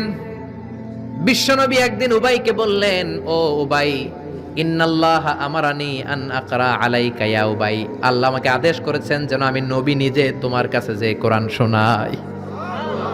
কল্পনা করতে পারেন? বিশ্বনবীর উপর কোরআন নাজিল হয়, আর বিশ্বনবীরে বলা হলো, আল্লাহ বিশ্বনবীরে বললেন ও নবী আপনি উবাইয়ের কাছে যে কোরআন শোনাবেন। এই কথা শুনে উবাই সহ্য করতে পারে নাই, চিৎকার দিয়ে বলেন নবী ইয়া সাম্মানি, আসলে কি আমার নামটা ধরে আল্লাহ বলছে যে আমার কাছে এসে কোরআন শোনাতে? বিশ্বনবী বললেন বালা, হ্যাঁ তোমার নামটাই আল্লাহ ধরে বলেছে। উবাই চিৎকার দিয়ে কেঁদে কেঁদে বললেন, ও নবী এই কোন কথা আপনি আমার শোনালেন? আপনার উপর কোরআন নাজিল হয় আর আপনি এসে আমার কাছে কোরআন শোনাবেন? এটা ছিল বিশ্বনবীর অভ্যাস। সাহাবীদের কাছে উনি কোরআন শোনাতেন, আবার সাহাবীর কাছ থেকে নিজে শুনতেন। এজন্য বাবা ছেলের কাছে শোনাবেন, বলেন ও ছেলে, ও আমার কলিজার টুকরা বাজান, দেখ তো আমি সূরা 3 তেলাওয়াত করি, আমারটা হয় কিনা। আবার ছেলেরে বলবেন, ও বাবা তুমি একটু সূরাতুদ দুহা তেলাওয়াত করে শোনাও। শান্তি আর কি লাগে? What do you mean by peace? What is the definition of peace? শান্তি কি? শান্তি হচ্ছে আপনিও কোরআন পড়বেন, ছেলেও পড়বে, বিবিও পড়বে, এটাই শান্তি। ঠিক না? বাবা ছেলেরে কোরআন শোনাবেন, ছেলে বাবারে কোরআন শোনাবা, স্বামী স্ত্রীরে শোনাবেন, স্ত্রী স্বামীরে শোনাবেন, শাশুড়ি বৌমারে শোনাবেন, বৌমা শাশুড়িরে শোনাবেন, তাহলে আর ঝগড়া হবে না। ঠিক কিনা? বাবা যদি বলে 3 জন মিলে সূরা ইয়াসিন মুখস্থ শুরু করলেন, 2 দিন পর পর খোঁজ নেন, ও ছেলে, ওরে বাবা তোর কয় আয়াত মুখস্থ হইছে? আমার হইছে 20 আয়াত। ছেলে বলে বাবা তোমার মাত্র 20 আয়াত, আমি তো মুখস্থ করে ফেলছি 30 আয়াত। ছেলেদের মেধা, বাচ্চাদের ব্রেন শার্প হয়। ঠিক কিনা? বিবি বলবে আমি রান্নার কারণে বেশি করতে পারি না, আমি করছি 7 আয়াত। আহা, এরকম ফ্যামিলি আমরা চাই কি চাই না? ফ্যামিলিটা যদি এরকম হয় আর কি লাগে? ঠিক কিনা? এজন্য আকরাহুম লি উবাই, সাহাবীদের মধ্যে সবচাইতে চমৎকার কণ্ঠে কোরআন তেলাওয়াত করত উবাই ইবনে কাব। এজন্য বেশি বেশি কোরআন তেলাওয়াতের দরকার আছে না নাই? একটা অক্ষর তেলাওয়াত করলে 10টা নেকি দিবে কে? 10টা করে নেকি। একটা করে আয়াত তেলাওয়াত করবেন, জান্নাতে আপনার বিল্ডিং কে এক এক তলা লম্বা করে দিবে কে? পৃথিবীর কোন গ্রন্থের ব্যাপারে এরকম ঘোষণা আছে নাকি? শ্রীমদ ভগবত গীতা তেলাওয়াত করলে এক অক্ষরে কয় নেকি? ওম নমো ভগবতী বাসুদেবায়, কটা সওয়াব হইছে? ওম শান্তি বললে কয় সওয়াব? কিন্তু বিসমিল্লাহির রহমানির রহিম বললে আমল নামায় সওয়াব আছে না নাই? পড়বেন প্রতিদিন আমাদের সকাল শুরু হবে কোরআন দিয়ে, জোরে কোন ঠিক কিনা? 6 নম্বরে বিশ্বনবী বললেন ওয়া আ'লামুহুম বিল হালালি ওয়াল হারামি মুআয ইবনে জাবাল। সাহাবীদের মধ্যে হালাল হারামের ব্যাপারে সবচাইতে স্পেশালিস্ট সাহাবী ছিল মুআয ইবনে জাবাল। আমরা এখন হালাল হারাম বাছি না, হালাল হারাম সব খাই। সুদ খাই, ঘুষ খাই, যৌতুক খাই, রাস্তার রডও খাই, মসজিদের টিন খাই, ত্রাণের গম খাই, ঠিক কিনা? আছে না নাই? সব খাই। এত ক্ষুধা, রড খায়া ফেলায়, সিমেন্টের বস্তা খায়া ফেলায়, ইটাও খায়া ফেলায়, কেমনে হজম করে আল্লাহই জানে। রাস্তার ইটা নাই, ত্রাণের মালামাল নাই, সব খায়া ফেলাইছে, আছে না নাই? আল্লাহ বলেন সবটা খাইস না, হালালটা খাইস। কোনটা খাইবেন? ইয়া আইয়ুহান নাসু কুলু মিম্মা ফিল আরদি হালালান তাইয়্যিবা। হারামটা খাওয়া যাবে না, হালালটা খাও। হালালে বরকত দিয়েছে কে? আল্লাহ। হালালে বরকত, হারামে বরকত নাই। আওয়াজ করে উত্তর দেন, গরু খাওয়া হালাল না হারাম? কুকুর খাওয়া হালাল না হারাম? আমরা সবাই বেশি বেশি গরু খাই নাকি কুকুর খাই? কি পরিমাণে যে কসাইয়ের দোকানে জবাই হয়, আর কোরবানির ঈদের সময় জবাই আছে না নাই? বিয়ের অনুষ্ঠানে আছে না নাই? হাজার হাজার গরু জবাই করি, কোরবানির সময় জবাই করি। বাংলাদেশের গরু দিয়ে হয় না, ইন্ডিয়া থেকে আনি। এত গরু খাই, কিন্তু কুকুর একটাও খাই না। আর গাভী বছরে বাচ্চা দেয় কয়টা? কুত্তা দেয় কয়টা? 7টা, 8টা, 10টা। কোনো জন্ম নিয়ন্ত্রণ তো নাই, দেদারসে দিতেছে। তো গরু আমরা খাই, কুকুর খাই না। গরু বাচ্চা দেয় কম, কুকুর বাচ্চা দেয় বেশি। তারপরেও বাংলাদেশের 56,000 বর্গ মাইলের ভিতরে গরু বেশি না কুকুর বেশি? এত গরু খাইলেন, তারপরেও গরু বেশি। কারণ গরু হালাল, হালালে বরকত দিয়েছে কে? আল্লাহ। কুকুর হারাম, কোনো বরকত নাই।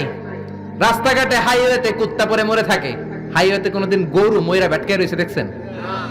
হালাল, খালি বরকত। আল্লাহু আকবার।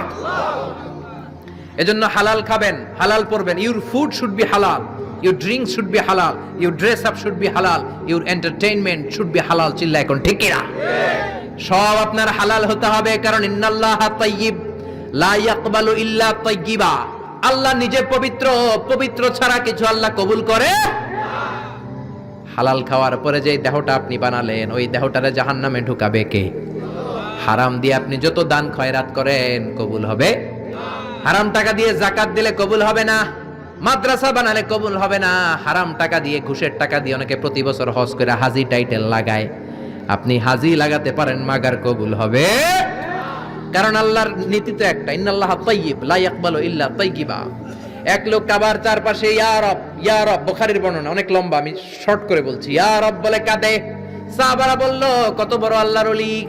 বিশ্বনবী বললেন, ওরে ওলি বলো না, মাতআমুহু হারাম, ও যেটা খায় হারাম খায়। ওয়া মাশরাবুহু হারাম, যেটা পান করে হারাম করে। মালবাসুহু হারাম, ড্রেস আপ হারাম, গদিয়া বিল হারাম, সব হারাম। ফাআন্না ইউস্তাজাবু লা, কেমন করে ওর দোয়া কবুল হবে? হারাম দিয়ে যদি আপনি দান করেন, মসজিদ মাদ্রাসা লঙ্গরখানা করেন, কবুল হবে না।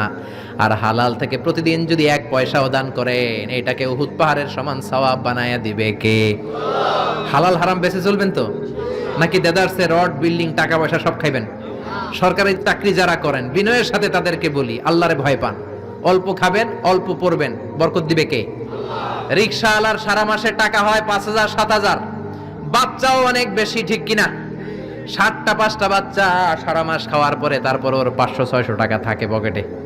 আর আপনি কোটি কোটি টাকা কামান, মাস শেষে আপনার ঋণ আর ঋণ। কারণ হালালে বরকত বেশি, হারামে বরকত নাই। কথা বুঝতে পেরেছেন? কথা বুঝতে পেরেছেন? কিয়ামতের দিন 5টা প্রশ্নের উত্তর না দিয়ে পা নাড়াতে পারবেন না।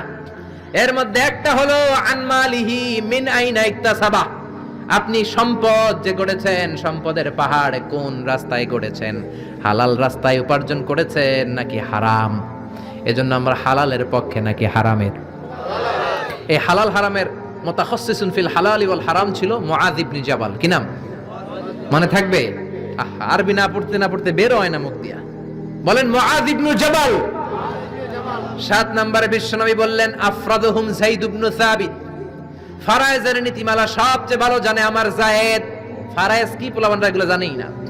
ফারায়েজ হচ্ছে আল্লাহর দেয়া উত্তরাধিকার বন্টনের নীতিমালা।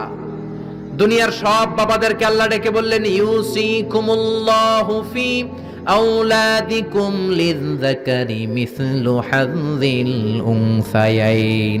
আল্লাহর দেয়া নীতিমালা হলো ও বাবারা, ছেলেরে যদ্দুর দিবা, মেয়েরে অর্ধেক দিবা। কার কথা? নাকি আজারি সাহেবের কথা? কে বলেছেন? কে বলেছেন? আল্লাহর দেয়া বিধান। দুনিয়ার বাবারা ছেলেরে যা দিবেন, মেয়ের অর্ধেক। এদিকে বাবা আছে না নাই? বয়স্ক বাবারা আছে না নাই? খবরদার, কিয়ামতের দিন আপনারও কাঠগড়ায় দাঁড়াতে হবে, ঠিক কিনা? ছেলেরে যদি 2 লাখ দেন, মেয়েরে দিবেন? ছেলেরে 10 কানি দিলে মেয়েরে, ছেলেরে 4টা বাড়ি দিলে মেয়েরে। অনেক মা আছে ছেলের পাতে মুরগির রান দেয়, মাইয়ার পাতে মুরগির ঠ্যাং দেয়, মুরগির গিলা দেয়, মুরগির পুস্তি দেয়। কি কোন আপনারা গিলা পুস্তি কোন? তো মেয়েরে যেমনি পুস্তি দিলেন, মাইয়ার কি রান খাইতে মন চায় না? মন চায় না? দেখবেন যে মা বাবা ছেলের পাতে দেয় মুরগির রান, মেয়ের পাতে দেয় মুরগির ঠ্যাং, ওই মা বাবার শেষ জীবনটা ছেলের বাড়িতে কাটে না, মেয়ের বাড়িতেই কাটে, ঠিক কিনা? এজন্য আফরাদুহুম যায়েদ ইবনে সাবিত। যায়েদ ইবনে সাবিত সবচেয়ে ভালো ফারায়েজের নীতি জানতেন। এই ফারায়েজের নীতি যদি ভঙ্গ করেন, কিয়ামতের ময়দানে জবাব দিতে হবে। অনেক বাবা বলে মা তোর ভাইয়ের সব দিয়ে দিলাম, তোর লাগে আমি হাত তুলে দোয়া করে দিলাম। তো দোয়া তো আপনি করবেনই, যে যেটা পাওয়ার অধিকারী তারে ওইটা আগে দিবেন, তারপরে দোয়া, ঠিক কি না? সব শেষে বিশ্বনবী বললেন ইন্না লিকুল্লি উম্মাতিন আমিন ওয়া আমিনু হাদিহিল উম্মাহ আবু উবাইদা ইবনুল জাররাহ। সব জাতির মধ্যে বিশ্বস্ত একজন থাকে, আমার সাহাবীদের মধ্যে সবচাইতে বিশ্বস্ত সাহাবী আবু উবাইদা ইবনুল জাররাহ। বিশ্বনবী শুধু উপরের দিকে তাকায় আল্লাহ বললেন ক্বাদ নারা তাকাল্লুবা ওয়াজহিকা ফিস সামাই ফালানুওয়াল্লিয়ান্নাকা কিবলাতান তারদাহা ফাওয়াল্লি ওয়াজহাকা শাতরাল মাসজিদিল হারাম। আল্লাহু আকবার। ও নবী, আমি আপনার অন্তরের কষ্ট বুঝি, আমি আপনার বুকের জ্বালা বুঝি। কেন আপনি উপরের দিকে তাকান আমি বুঝি। ফিলিস্তিনের দিকে হয়ে নামাজ পড়তে আপনার ভালো লাগে না, আপনার মনে চায় আপনার বংশের গোড়া, আপনার জন্মভূমি মক্কার দিকে হয়ে নামাজ পড়তে। যান গো নবী, আর ফিলিস্তিনের দিকে হয়ে নামাজ পড়ার দরকার নাই। আপনারে খুশি করার জন্য আমি কিবলা পরিবর্তন করলাম, এখন থেকে মক্কার দিকে হয়ে আপনি নামাজ পড়তে থাকেন গো নবী। আপনারে খুশি করাই আমার কাজ। ফিলিস্তিনে কিবলা দিছে, আপনি খুশি হন নাই, যান চেঞ্জ করে আবার মক্কায় দিয়ে দিলাম। আল্লাহু আকবার। এজন্য আল্লাহ বললেন মুহাম্মাদুর রাসূলুল্লাহি ওয়াল্লাযীনা মাআহু আশিদ্দাউ আলাল কুফফারি রুহামাউ বাইনাহুম। মুহাম্মদ হলো আল্লাহর রাসূল। কার কথা? বিশ্বনবী বলেন আমি এমন রাসূল, আমার সব কাজেই বরকত আছে না নাই? বিশ্বনবী সাহাবীদের সাথে বিনোদন করতেন, সাহাবীদের সাথে রসিকতা করতেন, কিন্তু সেটা ছিল সুস্থ বিনোদন। কি বিনোদন? বিনোদন ইসলাম আপনাকে দিয়েছে, entertainment. Islam already has been provided for you the entertainments, but it should be halal and legal entertainment. You couldn't take the illegal entertainment. হারাম এন্টারটেইনমেন্ট বিনোদন নিতে পারবেন না, অসুস্থ বিনোদন আপনি দেখতে পারবেন না। সুস্থ বিনোদন গ্রহণের দরকার আছে না নাই? বিশ্বনবী কত সুন্দর রসিকতা করতেন। এক কালো মহিলা সাহাবী বিশ্বনবীর কাছে এসেছে। বিশ্বনবী বললেন লা ইয়াদখুলান্নাল জান্নাতা সাফরা ওয়ালা সাউদা। তুমি তো কালো নারী, কোন কালো নারী তো জান্নাতে যাবে না। মহিলা দিলেন চিৎকার। বিপদের কথা শুনলে মহিলাদের কান্নাকাটি আছে না নাই? আড়াই ওরাতে আছে না নাই? মহিলাদের অন্তর নরম। এজন্য বিশ্বনবী বলেছেন মহিলারা কবরের সামনে যে জিয়ারত করবে না। কারণ কবরের সামনে গেলে বলবে আমারে ফালাইয়া গেল গো, কই গেল রে, আমারে লইয়া যাও রে। কান্নাকাটি আছে না নাই? গড়াগড়ি খায়, নিজের জামা নিজে ছিঁড়ে ফেলে, নিজের গালে নিজে থাপ্পড় মারে, এরকম নারী আছে না নাই? এজন্য মহিলারা ঘর থেকে দোয়া করবে, পুরুষেরা কবরস্থানে ঢুকে কবরের সামনে দাঁড়িয়ে দোয়া করবে, ঠিক কি না? বিশ্বনবী বললেন লা ইয়াদখুলুল জান্নাতা সাফরা ওয়ালা সাউদা, কালো নারী মেটে রঙের নারী জান্নাতে যাবে না। মহিলা কান্না শুরু করে দিল। মহিলা বলল নবী আপনি বলেছেন আল মারআতু ইযা সাল্লাত খামসাহা, কোন নারী যদি নামাজ পড়ে, ওয়া সামাত শাহরাহা, যদি রোজা রাখে, আতাআত বালাহা, স্বামীর আনুগত্য করে, হাফিজাত ফুরুজাহা, লজ্জাস্থানের হেফাজত করে, কোন নারী যদি এই চারটা কাজ করে, তার জন্য 8টা জান্নাতের দরজা খুলে দেয় কে? আল্লাহ। ও নবী আমি তো 4টাই করি, কালো হওয়ার কারণে কি আমি জান্নাতে যাব না? এটা কেমন কথা? বিশ্বনবী বললেন কেঁদো না, তুমি যখন জান্নাতে যাবা এরকম কালো থাকবা নাকি? তুমি তো পূর্ণিমার চাঁদের মতো হয়ে জান্নাতে ঢুকবা। তুমি যখন জান্নাতে ঢুকবে তোমার ঐশ্বরিয়া রায়ের মতো সুন্দরী করে দিবে কে? তুমি বিশ্ব সুন্দরী হবা, তখন কি তুমি কালো থাকবা? মহিলা আবার খুশি হয়ে গেল, কোন সুবহানাল্লাহ। বিশ্বনবী সাহাবাদেরকে নিয়ে খেজুর খাচ্ছেন, সবাই খেজুর খেয়ে খেজুরের বিচি সামনে রাখে, বিশ্বনবী খেজুর খেয়ে বিচি সামনে রাখে না, পাশে ওনার মেয়ের জামাই আলী, আলীর বিচি সামনে রাখে। খাওয়ার পরে সবার সামনে বিচি সমান, নবীর সামনে কোনো বিচি নাই, আলীর সামনে বিচি বেশি। বিশ্বনবী বললেন মান মিন্না আকসারু মুতানাওয়ালান আর-রতাবা, চলো তো গুনি কার সামনে কতটা খেজুরের বিচি। খেজুরকে আরবিতে বলে আর-রতাব। খেজুরের যে কত আরবি আছে আপনি কল্পনাই করতে পারবেন না। উট আরব দেশে বেশি, তাই উটের আরবি আছে 400টা। খেজুর হয় বেশি, খেজুরের আরবি আছে 100 খানি। আমরা শুধু ওটের আরবি জানি কি জামাল, বাঈর, নাকা, এগুলো 400টা আরবি কাব্যগ্রন্থ পড়লে আপনি 400টা পাবেন মোট ওটের আরবি। তেমনি খেজুরকে আমরা জানি তামার। সৌদি আরব মিশরে তামার বললে চিনবেই না, বলতে হবে বালাহ, আতি কিলো বালাহ, 1 কেজি বালাহ দেন। বালাহ মানে খেজুর, তামার মানে খেজুর, রতাব মানে খেজুর। কোরআনে আছে রতাবান জানিয়া। মারিয়াম যখন সাইয়েদনা ঈসা আলাইহিস সালামকে প্রসব করলেন, আর করলো কে? আল্লাহ। এই জন্য যে সমস্ত নারীরা পেটের মধ্যে বাচ্চা আছে, সন্তান সম্ভবা, তারা খেজুর খাবেন, বাচ্চারে সুস্থ রাখবে কে? আল্লাহ। আবার মক্কায় মদিনাতে নতুন বাচ্চা জন্ম নিলে বিশ্বনবী বাচ্চার কাছে যে খেজুর খেয়ে খেজুর মিশ্রিত বিশ্বনবীর মুখের লালা বাচ্চার মুখে লাগিয়ে দিত। আল্লাহু আকবার। বিশ্বনবী সাহাবাদের বললেন মান মিন্না আকসারু মুতানাওয়ালান আর-রতাবা, চলো কে বেশি রতাব খেয়েছে মানে খেজুর খেয়েছে গুনি। গুনতে শুরু করা হলো, সবচেয়ে বেশি দেখা গেল সাইয়েদনা আলীর সামনে। বিশ্বনবী বললেন দেখো আল্লাহ কি খাদক জামাই আমাকে দিয়েছে, এমন খাইতে পারে, সবার সামনে বিচি কম, আলীর সামনে বিচি ডবল। এখন আলী কি বলবে? আলী বলে আমার শ্বশুরও কম খাইতে পারে না, দেখো সবার সামনে বিচি আছে আর আমার শ্বশুর বিশ্বনবীর সামনে কোনো বিচিই নাই, তার মানে খেজুর খাওয়ার সময় উনি বিচি সহ মেরে দিয়েছে। তাহলে বিশ্বনবীর বিনোদন সুস্থ বিনোদন, চিল্লায় বলেন ঠিক কিনা? আবার বিশ্বনবী বলতেন উতিতু খামসান লাম ইয়াতাহুন্না নাবিয়্যুন ক্বাবলি, এমন 5টা জিনিস রব্বুল আলামিন আমাকে দিয়েছে, আমার আগে কোন নবীকে আল্লাহ এই 5টা জিনিস দেয় নাই। সুবহানাল্লাহ। 1 নম্বরে নুসিরতু বির-রু'বি মাসিরাতা শাহর, ভয় দিয়ে আল্লাহ আমারে সাহায্য করেছে। আমার ডানে বায়ে সামনে পেছনে 1 মাসের রাস্তার মধ্যে যদি কোনো কাফেরের আন্ডা বাচ্চা থাকে, আমার ভয়ে তাদের অন্তরে ধুকধুকানি বাড়ায় দেয় কে? নবী যেখানে অবস্থান করতেন তার ডানে বায়ে সামনে পেছনে 1 মাসের এরিয়ার মধ্যে যদি কোনো কাফির থাকতো, মুশরিক থাকতো, বিশ্বনবীর ভয়ে ঘুমের মধ্যে লাফ দিয়ে উঠতো। আল্লাহু আকবার। 2 নম্বরে বিশ্বনবী বললেন জুইলাত লিয়াল আরদু কুল্লুহা মসজিদান ওয়া তাহুরা, আমার জন্য আল্লাহ গোটা বিশ্বটাকে মসজিদ বানিয়ে দিয়েছে। গোটা বিশ্বটা মসজিদ। মসজিদ মানে মাকানুস সুজুদ, সিজদার জায়গা, যেখানেই সিজদা দেন কবুল করবে কে? আল্লাহ। নূহ আলাইহিস সালামের জামানায় যেই কোনো জায়গায় নামাজ পড়লে কবুল হতো না, মসজিদে যেয়ে পড়া লাগতো। মুসা নবীর উম্মত মসজিদ ছাড়া নামাজ পড়লে কবুল হতো না, সিনাগগে যেয়ে পড়া লাগতো। ঈসা নবীর জামানায় ইবাদতখানায় যে পড়া লাগতো, কিন্তু আমরা যেইখানেই নামাজ পড়ি কবুল করে কে? আল্লাহ। আজকের এই প্যান্ডেলে যদি নামাজ পড়ি কবুল হবে কি হবে না? হবে।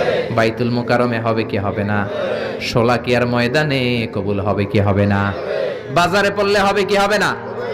নদীর উপরে নৌকায় পড়লে, প্লেনের ভেতরে বাতাসে পড়লে, মহাকাশে যে স্যাটেলাইট চ্যানেলের মধ্যেও যদি পড়ি সেখানেও কবুল করে নিবে কে? আল্লাহ। জমিনের যেই জায়গায় নামাজ পড়ো কবুল করে নেওয়া হবে। আবার বললেন পুরো জমিনটারে আল্লাহ আমার জন্য তহুর বানিয়ে দিলেন। ফা ইল্লাম তাজিদু মাআন ফাতায়াম্মামু সাঈদান তাইয়্যিবা, নামাজের সময় যদি তোমরা ওযুর জন্য পানি না পাও, তায়াম্মুম করলেও কবুল করবে কে? এই সব জায়গায় নামাজের অনুমতি আর তায়াম্মুম, এটা কোন নবীর ছিল না, এটা স্পেশালি আল্লাহ বিশ্ব নবীকে দিয়েছেন। সুবহানাল্লাহ। মা আয়েশাকে নিয়ে বিশ্বনবী বানুল মুস্তালাকের যুদ্ধ থেকে রওনা হলেন। প্রতিমধ্যে মা আয়েশার গলার স্বর্ণের হার চুরি হয়েছে কিংবা হারিয়ে গিয়েছে। মা আয়েশা কান্নাকাটি করলেন, আমার হার, আমার হার। মেয়েদের স্বর্ণ হারাইলে খবর আছে না নাই? গোটা দুনিয়া ভাঙ্গা গেল কিছু বলবে না, যদি স্বর্ণ একটা হারায় বাড়ি তামা তামা করে ফেলবে, ঠিক কিনা? কয় ঠিক, মানে অভিজ্ঞতা আছে অনেক। নারীরা স্বর্ণ পছন্দ করে, তো মা আয়েশা তো নারী, উনি বললেন নবী আমার স্বর্ণ হারিয়েছে। বিশ্বনবী বললেন কাফেলা থামাও, গলার হার খোঁজো। সবাই মিলে গলার হার খুঁজতে খুঁজতে মাগরিবের নামাজের সময় প্রায় শেষ হয়ে যায়। এবার সবাই মিলে আবু বকর রে বকে, তোমার মাইয়ার কারণে আজকে এই দশা। তোমার মেয়ে যদি গলার হারটা না হারাইতো তাহলে তো আমরা যেখানে পানি আছে ওইখানে পৌঁছে যেতাম, ওখানে নেমে ওযু করে নামাজ পড়তাম। তোমার মেয়ের কারণে আজকে এই দশা, এখন সবার নামাজ কাজা, নবীর নামাজও কাজা। আল্লাহ বললেন খবরদার, এই মেয়েটারে গালি দিবি না, এই মেয়েকে গালি দেয়া যাবে না আয়েশার সম্মানে। আজকে আমি তায়াম্মুমের বিধান নাজিল করে দিলাম। فَإِن لَّمْ تَجِدُوا مَاءً فَتَيَمَّمُوا صَعِيدًا طَيِّبًا, কোথাও যদি ওযুর জন্য পানি না পাও, মাটি দিয়ে তায়াম্মুম করো, কবুল করে নিবে কে? মা আয়েশা বলতেন আমাকে আল্লাহ এমন 5টা জিনিস দিয়েছেন বিশ্বনবীর কোনো বউকে আল্লাহ দেন নাই। এক নম্বরে আমি বিশ্বনবীর একমাত্র কুমারী বউ, বাকি বউগুলা ছিল বিধবা, এর আগে কয়েকটা করে বিয়ে হয়েছে, শুধু আমারই বিয়ে হয় নাই। সুবহানাল্লাহ। 2 নম্বরে আমি যখন শীতের রাতে নবীর সাথে এক লেপের নিচে ঘুমাতাম, তখনও জিব্রাইল কোরআন নিয়ে নাজিল হয়ে যেত। অন্য বিবিদের সাথে যখন কোনো ঘরে এক খাটের মধ্যে শুয়ে থাকতো তখন কোনোদিন কোরআন নাজিল হয় নাই, শুধু মা আয়েশার সাথে যখন থাকতো তখন কোরআন নাজিল হতো। সুবহানাল্লাহ। আবার মা আয়েশা বলতেন আমার ঘরে বিশ্বনবীর কবর। আবার বিশ্বনবী যখন তার শেষ নিঃশ্বাসটা ত্যাগ করেছেন, বিশ্বনবীর মাথাটা ছিল আমার কোলের উপরে। আবার বিশ্বনবী বলতেন ও দুনিয়ার মানুষেরা শোনো শোনো, ওযুর পানি না থাকলে যে তায়াম্মুম করে নামাজ পড়ো, এটাও তোমরা আমার কারণে পেয়েছো। আল্লাহু আকবার। এজন্য বিশ্বনবী বলতেন জুইলাত লি আল আরদু কুল্লুহা মাসজিদান ওয়া তাহুরা, আমার জন্য গোটা বিশ্বটাকে নামাজের জায়গা আর ওযুর না থাকলে তায়াম্মুমের জায়গা বানিয়ে দিয়েছে কে? এরপরে বিশ্বনবী বলতেন উতিতু আশ-শাফাআ, আমাকে শাফায়াতের মালিক করেছে কে? কিয়ামতের দিন সব নবীরা যখন বলবে ইয়া নাফসি ইয়া নাফসি, বিশ্বনবী বলবেন রব্বি হাবলি উম্মতি, ও আল্লাহ তুমি আমার উম্মতকে বাঁচাও, আমার উম্মতকে বাঁচাও। সুবহানাল্লাহ। এরপরে বিশ্বনবী বলেছেন ওয়া কানান নাবিয়্যু ইউবআসু ইলা কওমিহি খাসসা, দুনিয়ার সব নবীকে একটা নির্দিষ্ট বর্ডারে পাঠানো হয়েছে, নির্দিষ্ট এলাকার লোকের জন্য পাঠানো হয়েছে। আমি বিশ্বনবীর নবুয়তির কোনো বর্ডার নাই, গোটা বিশ্বের জন্য আমার নবী বানিয়ে পাঠানো হয়েছে। এই জন্য আমি বিশ্বনবী, চিল্লায় কোন আল্লাহু আকবার। বিশ্বনবী শুধু পুরুষদের নবী নয়, শুধু নারীদের নবী নয়, শুধু সাদা লোকদের নবী নয়, শুধু নিগ্রো আর কালো লোকদের নবী নয়, শুধু আরবদের নবী নয়। বিশ্বনবী আদম নবী থেকে শুরু করে কিয়ামত পর্যন্ত যত মানুষ, যত জিন পৃথিবীতে আসবে, সবার জন্য বিশ্বনবীকে নবী বানিয়েছে কে? আল্লাহ। বিশ্বনবীর যদি কোনো নবীরাও না মানে, ওই নবীর নবুয়তিও ক্যান্সেল করে দিবে কে? এজন্য আল্লাহ বললেন মুহাম্মাদুর রাসূলুল্লাহি ওয়াল্লাযীনা মাআহু আশিদ্দাউ আলাল কুফফারি রুহামাউ বাইনাহুম। মুহাম্মদ হলেন আল্লাহর রাসূল। কার কথা? আল্লাহ। ঘুম আসতেছে? না। জিমায় পড়ছেন? না। তাকবীর দেন, লিল্লাহি তাকবীর। নবীর কথা বলে আল্লাহ বললেন ওয়াল্লাযীনা মাআহু, নবীর সাথে যারা চলে। নবীর সাথে কারা চলতো? সাহাবারা। জোরে বলেন কারা? এবার আল্লাহ সাহাবাদের কথা বলছেন ওয়াল্লাযীনা মাআহু, নবীর সাথে যারা চলতো। আশিদ্দাউ আলাল কুফফার, কাফেরদের ব্যাপারে তারা বজ্র কঠোর। রহমাউ বাইনাহুম, নিজেদের ব্যাপারে তারা পুষ্পকোমল। কাফিরদের ব্যাপারে সাহাবারা বজ্র কঠোর, নিজেদের ব্যাপারে তারা পুষ্পকোমল। কাফিরদের ব্যাপারে কোনো ছাড় নাই, মুশরিকদের সাথে জিহাদের ময়দানে কোনো ছাড় নাই। চিল্লায় এখন ঠিক কিনা? কিন্তু নিজেরা ভাই ভাই নিজেদের মধ্যে মহাব্বত আছে না নেই? এজন্য বিশ্বনবী বলতেন আমার সাহাবাদের মধ্যে দুই কিসিম আছে। কয় কিসিম? এক কিসিম নরম কিসিম, আর এক কিসিম গরম কিসিম। সুবহানাল্লাহ। আবু বকর নরম, কিন্তু ওমরে ফারুক গরম। জোরে কোন ঠিক কিনা? এজন্য বিশ্বনবী বলতেন খায়রুল কুরুনি করনি, সবচেয়ে সেরা যুগ আমি নবীর যুগ, সুম্মাল্লাযীনা ইয়ালুনাহুম, তারপরে সাহাবাদের যুগ, সুম্মাল্লাযীনা ইয়ালুনাহুম, তারপরে তাবেঈদের যুগ। ঠিক কিনা? সাহাবারা হচ্ছে পৃথিবীর শ্রেষ্ঠ সন্তান, তাদের চেয়ে শ্রেষ্ঠ সন্তান পৃথিবী জন্ম দিতে পারে নাই। চিল্লায় বলেন ঠিক কিনা? এজন্য সাহাবাদেরকে ভালোবাসার দরকার আছে না নাই? নাকি সাহাবীদেরকে গালি দিবেন, সাহাবীদেরকে ঘৃণা করবেন?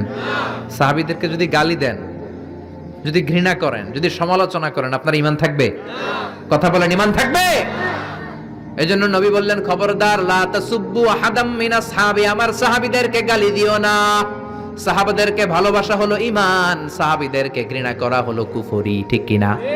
আয়াতুল ঈমানি হুব্বুল আনসার, সাহাবীদের ভালোবাসা হচ্ছে ঈমানের আলামত। আয়াতুন নিফাকি বুগদুল আনসার, সাহাবীদেরকে ঘৃণা করা হচ্ছে মুনাফিকের আলামত। চিল্লায় বলেন ঠিক কিনা?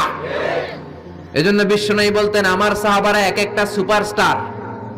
আমরা বলি Mashrafe bin Mortaza superstar, Salman Khan superstar, Hrithik Roshan superstar, Aamir Khan superstar, Donald Trump superstar, Shakib Al Hasan superstar. বলি না আমরা? আমাদের সুপারস্টার হচ্ছে সেলিব্রিটিরা। বিশ্বনবী বলেছেন নো, আসহাবি কান নুজুম, মাই কম্প্যানিয়নস আর দ্য সুপারস্টার। আমার সাথীরা, আমার সাহাবারা সুপারস্টার। এই সুপারস্টারদেরকে মডেল বানাতে হবে। হলিউড বলিউডের নায়ক নায়িকার আমাদের মডেল নয়, আমাদের মডেল হলো সাহাবারা। কারা? আরো জোরে বলেন কারা? সাহাবারা আমাদের মডেল। এজন্য বিশ্বনবী বলতেন আরহামু উম্মতি বি উম্মতি আবু বকর, আমার সাহাবাদের মধ্যে সবচেয়ে নরম হৃদয়ের সাহাবা হলো আবু বকর। এক হাদিসে বিশ্বনবী ৮ জন সাহাবীর ৮টা গুণের কথা বললেন। জোরে বলেন কয়টা? ৮ জন সাহাবীর ৮টা গুণের কথা বললেন। তিরমিজির বর্ণনা, হাদিসটা সহিহ, সিলসিলাতুল হাদিস সাহিহার ভিতরেও এসেছে। বিশ্বনবী বললেন, খেয়াল করে বুঝবেন, আরহামু উম্মতি বি উম্মতি আবু বকর, এই উম্মতের মধ্যে সবচেয়ে নরম হৃদয়ের সাহাবী হলো আবু বকর। ২ নম্বরে বললেন ওয়াশাদ্দুহুম ফি আমরিল্লাহি উমর, কিন্তু আল্লাহর দ্বীনের ব্যাপারে সবচেয়ে কঠোর হলো, জোরে বলেন কঠোর হলো। ৩ নম্বরে বললেন ওয়া আসদাকুহুম হায়ান উসমান, সবচাইতে লজ্জাশীল সাহাবী হলো আমার উসমান। ৪ নম্বরে বললেন ওয়াকদাহুম আলী, বিচারের রায় সবচেয়ে ভালো দিতে পারতো আমার মেয়ের জামাই আলী। ৫ নম্বরে বিশ্বনবী বলেছেন ওয়া আকরাহুম লিকিতাবিল্লাহি উবাই ইবনে কাব, আল্লাহর এই কোরআনটা সবচাইতে সুন্দর করে যে সাহাবী পড়তে পারতো তার নাম হচ্ছে উবাই ইবনে কাব। আল্লাহু আকবার। ওয়া আ'লামুহুম বিল হালাল ওয়াল হারাম মুআয ইবনে জাবাল, হালাল হারামের ব্যাপারে সবচেয়ে বড় স্পেশালিস্ট সাহাবী ছিল মুআয ইবনে জাবাল। কোন সুবহানাল্লাহ। এরপরে বিশ্বনবী বললেন ওয়া আফরাদুহুম যায়েদ, ফারায়েজের হিসাব জানে যায়েদ। আলা ইন্না লিকুল্লি উম্মাতিন আমিনুন ওয়া আমিনু হাযিহিল উম্মতি আবু উবাইদা ইবনুল জাররাহ, সব জাতির মধ্যে বিশ্বস্ত একজন লোক থাকে, আমার সাহাবীদের মধ্যে সবচেয়ে বিশ্বস্ত সাহাবী আবু উবাইদা ইবনুল জাররাহ। সুবহানাল্লাহ। জোরে কোন সুবহানাল্লাহ। কয় সাহাবীর কথা বললেন? আরো জোরে বলেন, মনে থাকবে? প্রথমে বললেন আরহামু উম্মতি বি উম্মতি আবু বকর, আমার উম্মতের মধ্যে সবচেয়ে দিল দরিয়া রহম দিল আবু বকর। এত নরম হৃদয়ের সাহাবা পুরো সাহাবী গোষ্ঠীর মধ্যে কেউ ছিল? বিশ্বনবীর হিজরতের সাথী, বিশ্বনবীকে সঙ্গ দিয়েছেন, ভালোবেসেছেন। বিশ্বনবী একদিন আবু বকরকে বললেন আবু বকর হয়তো মক্কায় টিকা যাবে না, আমাদেরকে মদিনায় হিজরত করতে হবে।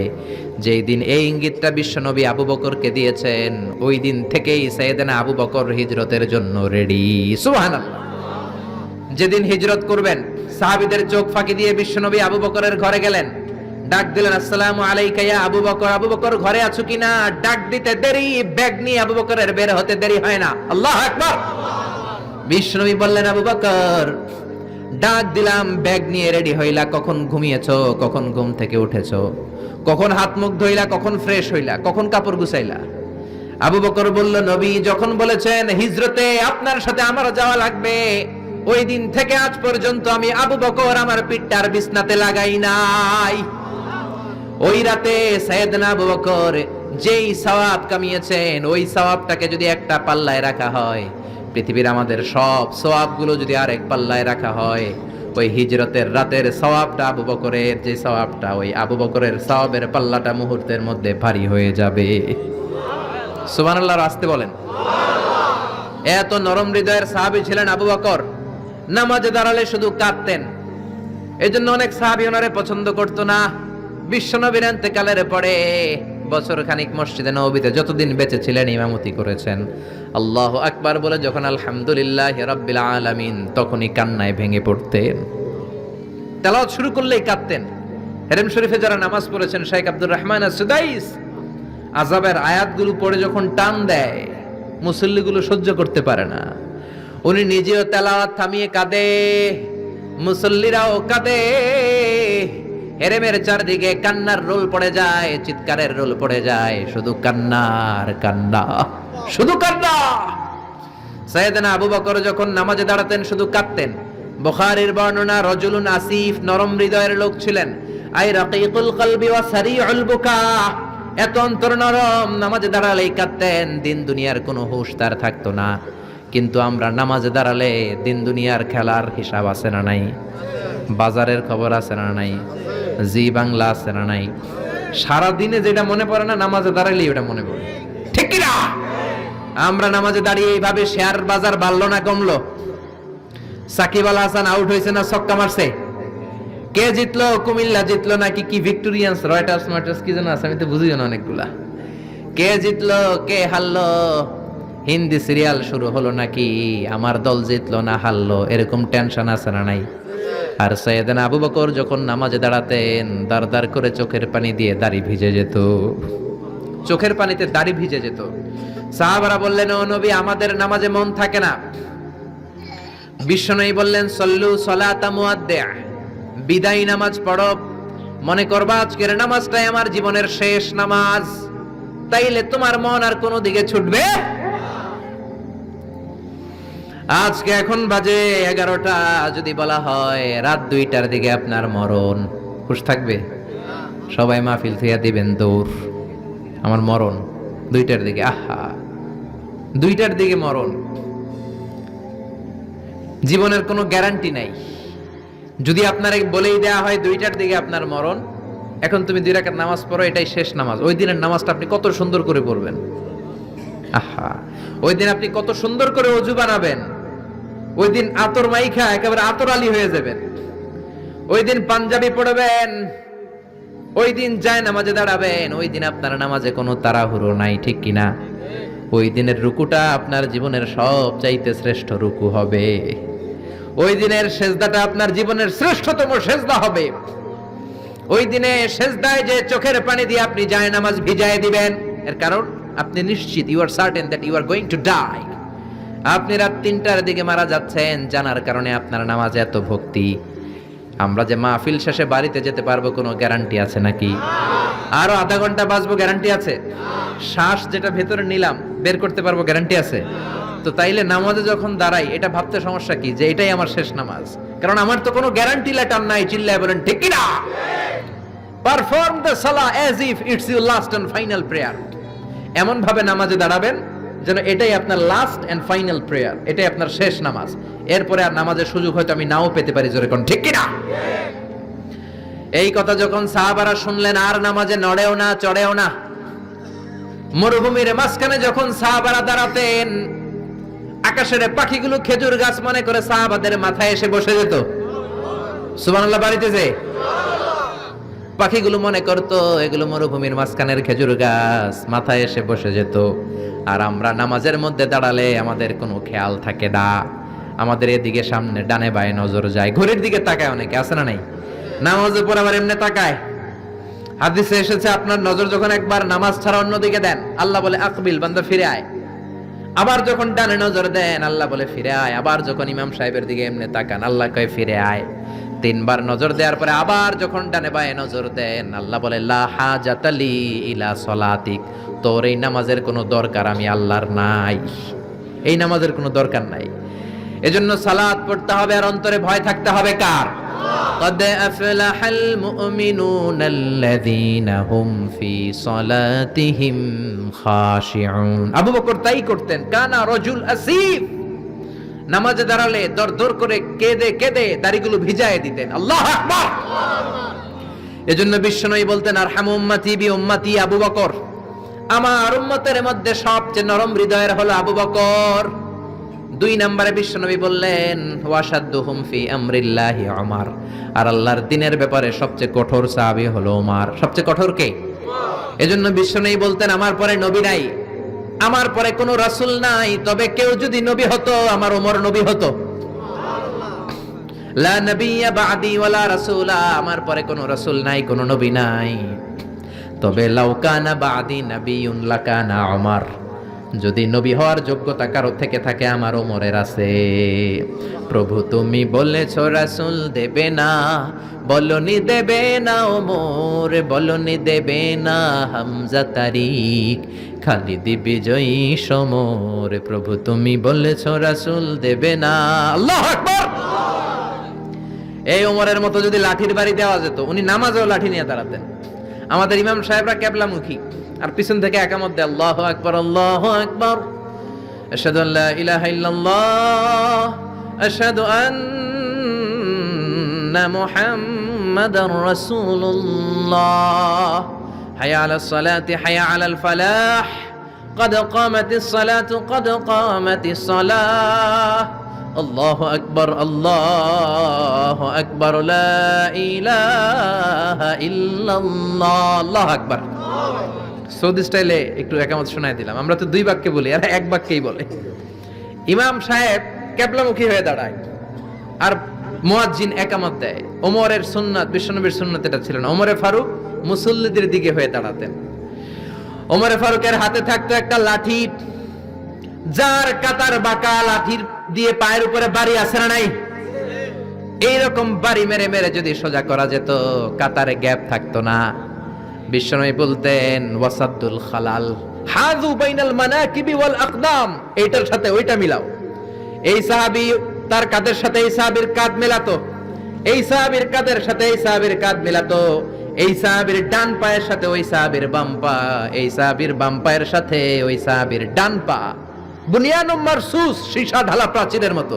নবীর কেউ অ্যাটাক করতে আসলেও যেন আধা ঘন্টা লাগে এই প্রাচীর ভাঙ্গা আসতে। জোরে কোন ঠিক কি না? এই জন্য সাহাবীদের জামা সবার আগে এদিক দিয়ে ছিটতো, ধাক্কাধাক্কির কারণে নামাজে টাইট হয়ে তারা দাঁড়াতো। সাইয়েদনা ওমরে ফারুক লাঠি দিয়ে কাতার সোজা করে দিতেন। কারো যদি কাতার বাঁকা হতো লাঠি দিয়ে মারতেন, এই সোজা করো। এই জন্য লাঠিরও দরকার আছে না নাই? আবু বকরের মতো নরম হৃদয়ের সাহাবা যেমনি দরকার, ওমরের মতো গরম 2-1টারও দরকার আছে না নাই? আমরা সারা জীবন ওয়াজ করলেও আপনারা নামাজি হবেন না, এটা জানি। যাদের নসিব ভালো 2-4 জন হবেন, বেশিরভাগই বেনামাজি। আমি সারা জীবন যদি মাদক নিয়ে ওয়াজ করি, গাঞ্জা খাওয়া বন্ধ হবে? কিন্তু প্রধানমন্ত্রী যদি বলে কালকে থেকে কেউ যদি ইয়াবা টানে, জাগার মধ্যে ওর পিঠের মধ্যে 100 বেত, 10,000 টাকা জরিমানা, 10 বছরের জেল। ইয়াবা বাবা পাওয়া যাবে? আর গাঞ্জা বাবা থাকবে? বাংলাদেশ থেকে গাঞ্জা নাই। প্রধানমন্ত্রী যদি বলে নামাজ না পড়লে 10,000 টাকা জরিমানা, 1 ওয়াক্ত ছাড়বি 10,000 টাকা দিবি, বাংলাদেশের সব মানুষ মুসল্লি হয়ে যাবে।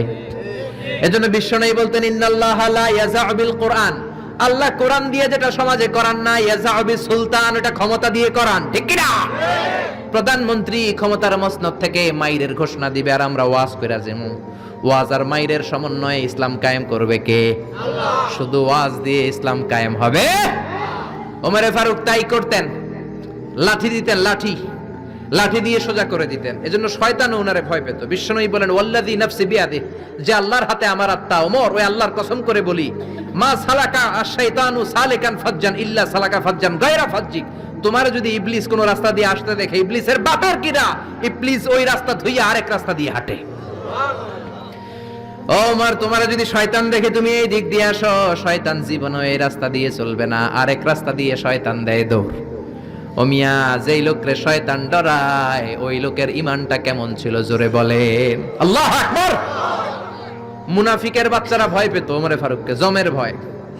এমনকি বিশ্বনবীর বিবিরাও ভয় পেত। বিশ্বনবীর বিবিরা মাঝে মাঝে নবীরে ধরতো, ও নবী আমার এইটা লাগবে ওইটা লাগবে।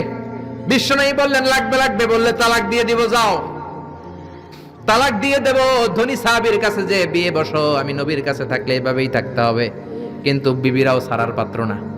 সব বিবিরা একবার বিশ্বনবীরে ধরলেন, ধরে বলে, ও নবী, আয়েশার বাড়িতে যেদিন থাকেন ওই দিন সাহাবীরা বেশি বেশি হাদিয়া পাঠায় কেন? আমাদের ঘরে যেই দিন থাকেন হাদিয়া পাঠায় না কেন? আচ্ছা, ইমাম সাহেবের বাড়িতে কে হাদিয়া পাঠাবে, কি গিফট দিবে তার, এটা কি উনার বিষয়? যিনি দিবে এটা উনার বিষয়, ঠিক কি না? বিবিরা বললেন, আমাদের ঘরেও যেন হাদিয়া পাঠায়, আপনি মসজিদে এলান দিয়ে দিয়েন। বিশ্বনবী কয়, আমি পারুম না। বিবিরা কয়, পারতেই হবে। বিশ্বনবী বললেন, না না, আমি এই কথা মসজিদে বলতে পারবো না। বিবিরা বললেন, আপনি বলতেই হবে। ইন দা মিন টাইম দরজার বাইরে থেকে কে যেন সালাম দিল, আসসালামু আলাইকুম ওয়া রাহমাতুল্লাহ। বিশ্বনবী বললেন, ওয়া আলাইকুম আসসালাম। বিশ্বনবী বুঝলেন সালামটার কারণ না, এটা ওমরের সালাম। বিশ্বনবী সালামের উত্তর দিয়া বিবিদের দিকে তাকায় দেখে একটা বিবিও নাই। সব অন্দরমহলে দৌড়। সুবহানাল্লাহ কইবেন না? এই ভয়টা কিন্তু আবার ডাকাইত দেখলে যেই ভয় ওইটা না, এটাকে আরবিতে বলে হাইবাত। হাইবাতু ওমর। ওমরের হাইবাত এমন ছিল, শয়তান ভয় পেত, মুনাফিকরা জমের মতো ভয় পেত। আমাদের মা উম্মুল মুমিনিন বিশ্বনবীর বিবিরাও ওমরেরকে ভয় পেত। সুবহানাল্লাহ।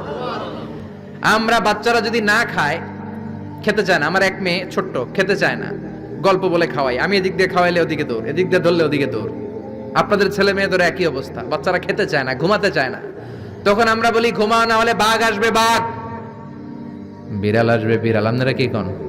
আর ওরাতে হ্যাঁ বিলাই, বিলাই আইব, কুত্তা আইব। আমরা বলি কুকুর আসবে, বিড়াল আসবে, ঘুমাও ঘুমাও। বাচ্চারা তখন ভয়ে ঘুমায়।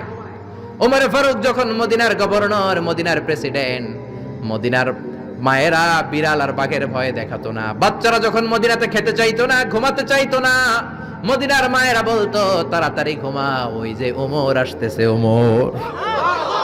চিৎকার করে পড়েন আল্লাহু আকবার। সবার জন্য সমান নীতি। 10 বছরে গোটা বিশ্বের অর্ধেক ক্যাপচার, পৃথিবীর অর্ধেকটা ক্যাপচার করলেন সাইয়েদনা ওমর। নিজ হাতে পিটিয়ে নিজের ছেলেকে বেহুশ করেছেন। আরেক বর্ণনায় আছে পিটিয়ে ছেলেটাকে নিহত করেছেন। যদি বর্ণনাটা দাইফ, কিন্তু আমাদের জন্য শিক্ষা আছে বর্ণনায়। হঠাৎ একবার ঘরে ঢুকলেন। ওই ছেলের নাম ছিল আবু শাহমা, মূল নাম আব্দুর রহমান। ওনার বিখ্যাত যে ছেলে আব্দুল্লাহ ইবনে ওমর, উনি আরেকজন। আরেক ছেলে ছিল আব্দুর রহমান, মারুফুন বিআবি শাহমা, সবাই তার ডাকতো আবু শাহমা বলে। একদিন ঘরে ঢুকে দেখে মদের গন্ধ পাওয়া যায়। আবু শাহমারে বললেন, ইয়া আবা শাহমা আশারিবতা খামরান, মদ খাইছস? কয় না আব্বা, শারিবতু নাবিজান, নাবিজ খেয়েছি। খেয়াল রাখবেন, মদ হারাম, মদ খেলে আসিবেন, কিন্তু নাবিজ খাওয়া হালাল। নাবিজ হচ্ছে আরব দেশেরা খায়, সাদা দুধের মধ্যে রাতে শক্ত খুরমা যদি 5টা ফেলে রাখেন, সকালে ওইটা দেখবেন দুধের রং আর সাদা নাই, খুরমার রস টেনে দুধটা লাল হয়ে গেছে। এটা খেলে স্বাস্থ্যের জন্য আরব দেশে খুব ভালো, কিন্তু এটা রাতে ভিজাইলে সকালেই খাইতে হবে। এটা যদি 3 দিন রেখে দেন, 4 দিন রেখে দেন, এটা তারির মতো মদ হয়ে যাবে, মাতলামি হবে, খাওয়া যাবে না। ওমরের ছেলে ওই মজাটা নেয়ার জন্য 4 দিন ভিজায় রাখছে, তারপরে এই নাবিজ নামক মদ খেয়েছে। ওমর বললেন, মদ খাইছস নাকি? আবু শামা বলে, খাই নাই।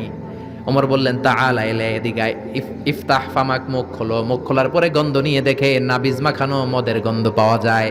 কোনো কথা নাই, কলারটা ধরলেন, টানতে টানতে মসজিদে নববীর বারান্দার পিলারে নিয়ে বাঁধলেন। জোরে আযান হলো, নামাজ পড়লেন। নামাজের পরে সালাম ফিরালেন। সালাম ফেরানোর পরে বললেন, মাকানাকুম ইনদানা হাদ। নামাজের পরে সুন্নত পরে সবাই বসবেন, একটা বিচার আছে। এই গুরুদণ্ড, এটাকে আরবিতে বলে হাদ, প্লুরাল হচ্ছে হুদুদ। সবাই যখন ওযু করে ঢুকতেছিল, বারান্দায় দেখে ওমরের ছেলে বাধা। সবার চিন্তা, হায় হায় কি ঘটনা ঘটলো, প্রেসিডেন্টের ছেলে পিলারের মধ্যে বাধা কেন? নামাজের পরে হাজার হাজার সাহাবী সবাই বলল, খলিফা কি হয়েছে? মাল আমর, হোয়াট হ্যাপেন্ড? ওমরে ফারুক বললেন, এটাই নাবিজ খেয়েছে, তবে এটা মদ হয়ে গেছিল, এখন আশীর্বাদ দিব। কানা ঘুষা, হাজার হাজার সাহাবী। কেউ কেউ বলল, খলিফার ছেলে তো মনে হয় মারবে না, ধমক দিয়ে ছেড়ে দিবে, এরকম কিছু বিচার দেশে আছে না নাই? মিলায় দেয়, ঘুষ খায়া ছাইরা দেয়।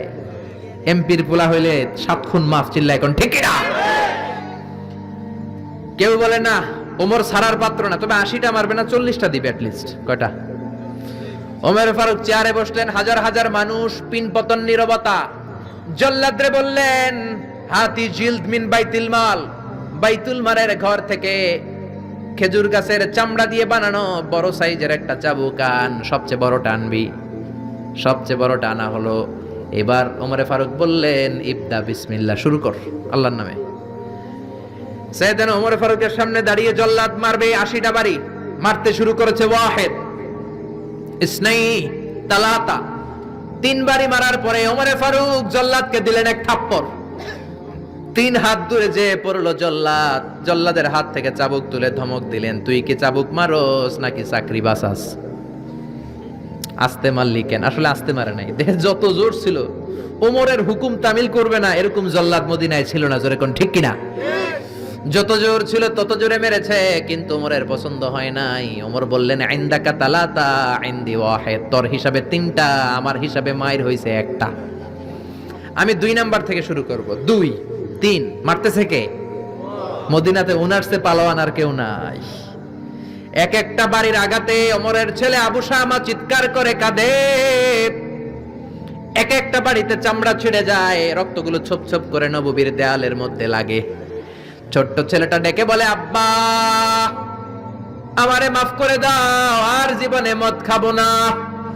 সাইয়েদনা ওমরের পাষাণ হৃদয় নরম হয় না, কারণ আসাদ্দুহুম ফি আমরিল্লাহি ওমর, আল্লাহর দিনের ব্যাপারে সবচেয়ে কড়া, কোনো ছাড় নাই।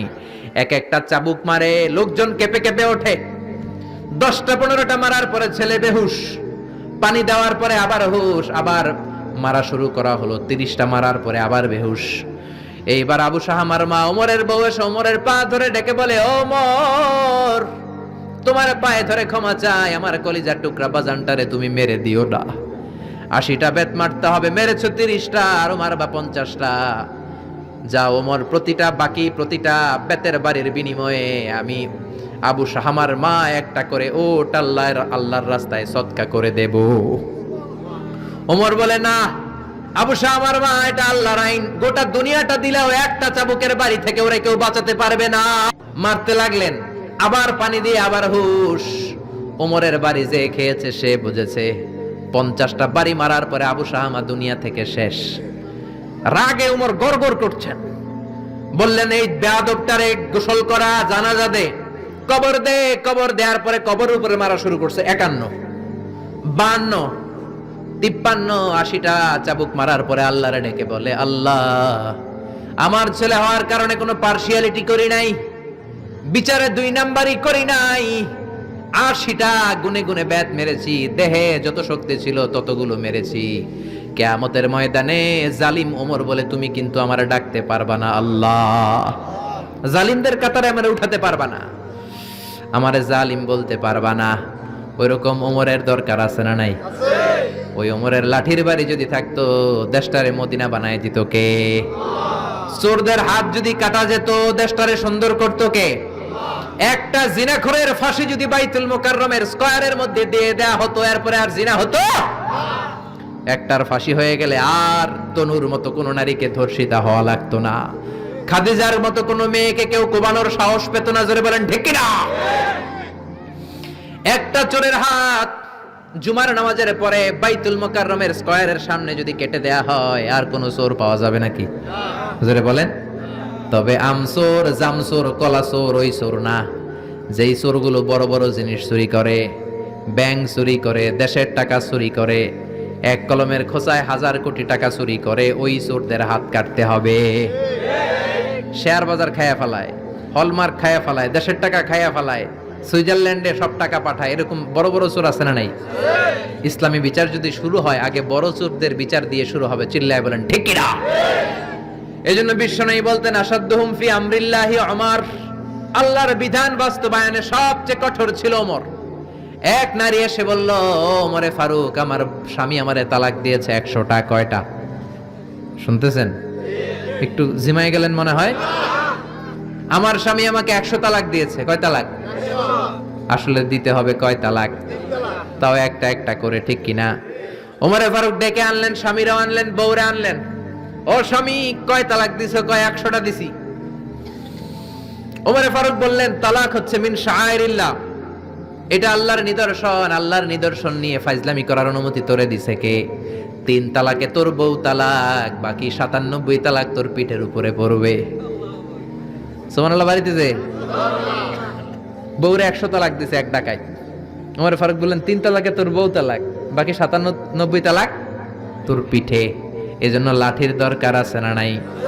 ওমর ফারুক জোহরের নামাজের ইমামতি করলেন। নামাজের পরে দেখলেন একদল লোক গোল হয়ে বসে জিকির করে। আসরের পরেও দেখলেন গোল হয়ে জিকির করে। মাগরিবের পরে দেখলেন সব লোক কাজে চলে যায়, ওই একদল লোক জিকির করে। ওমরে ফারুক বললেন, মান আনতুম, তোমরা কারা? কয় নাহনু আল মুতাওয়াক্কিলুনা আলাল্লাহ, আমরা আল্লাহর উপর তাওয়াক্কুলকারী। তো কাজ বাজ নাই, খালি জিকির করো। খাও দাও কিভাবে? কয় আমাদের জিকির দেখে লোকজন খানা দিয়া যায়। ওমরে ফারুক বললেন, তাহলে তো তোমরা মুতাওয়াক্কিলুনা আলাল্লাহ নও, তোমরা হচ্ছে আল মুতাওয়াক্কিলুন বা'দুকুম আলা বা'দ, একে অপরের উপর তাওয়াক্কুলকারী। যারা তোমাদের জন্য রুটি নিয়ে আসছে এদের উপর তাওয়াক্কুলকারী। কে বলেছে নামাজের পরে বসতে? ফাইদা কুদিয়াস সালাতু ফান্তাশিরু ফিল আরদ ওয়াবতাগু মিন ফাদলিল্লাহ। নামাজ শেষ তো বের হয়ে যাও। ছাত্র যাবে স্কুলে, জনপ্রতিনিধি যাবে, মেম্বার অফ দ্য পার্লামেন্ট যাবে পার্লামেন্টে, শিক্ষক যাবে কলেজে, যারা ব্যবসায়ী তারা যাবে বাজারে। তোমরা কোনো কাজ করো না, বসে থাকো কেন? খবরদার, আজকের নামাজের পরে যদি কোনো নামাজের পরে যদি গোল হয়ে বসে থাকতে দেখি, পিটাইয়া মসজিদে নববী থেকে বের করে দেব। কাজ করতে যা, এলাকায় যে কাজ কর, বিবি বাচ্চার খবর নিয়ে চিল্লা, এখন ঠিক না? ছাড় দেন নাই, পিটাইয়া মসজিদ থেকে বের করে দিয়েছেন। আল্লাহু আকবার। এজন্য বিশ্বনবী বলেছেন, আরহাম উম্মতি বি উম্মতি আবু বকর। সাহাবীদের মধ্যে সবচেয়ে কোমল হৃদয়ের অধিকারী কে ছিল? আর সবচেয়ে কঠোর কে ছিল? 3 নম্বরে বিশ্বনবী বললেন, ওয়াসদাকুহুম হায়ান উসমান, সবচেয়ে লজ্জাশীল সাহাবী উসমান। নারীরাও এত লজ্জাশীল ছিল না সাইয়েদনা উসমান যতটা লজ্জাশীল ছিল। এখন আমাদের সমাজে লজ্জা শরমের বালাই নাই। কি করে আমরা বেশরম হব, বেলাল্লাপনা, অশ্লীলতা কি করে ছড়াবো, এগুলো ট্রেনিং সেন্টার আমাদের ঘর। জি বাংলায় আমাদেরকে ট্রেনিং দেয়া হয়, শাড়িটা কেমনে পরলে শরীর বেশি দেখা যায়, পেট খালি, পিঠ খালি, কপালের উপর এক নক্তা আছে না নাই? জোরে কোন? কপাল পোড়া। প্রতিদিন আমরা ট্রেনিং প্রাপ্ত, প্রতিদিন জি বাংলা স্টার জলসায় শাশুড়ি আর বউয়ের মধ্যে কেমনে গিরিঙ্গি লাগানো যায়। আচ্ছা নাই?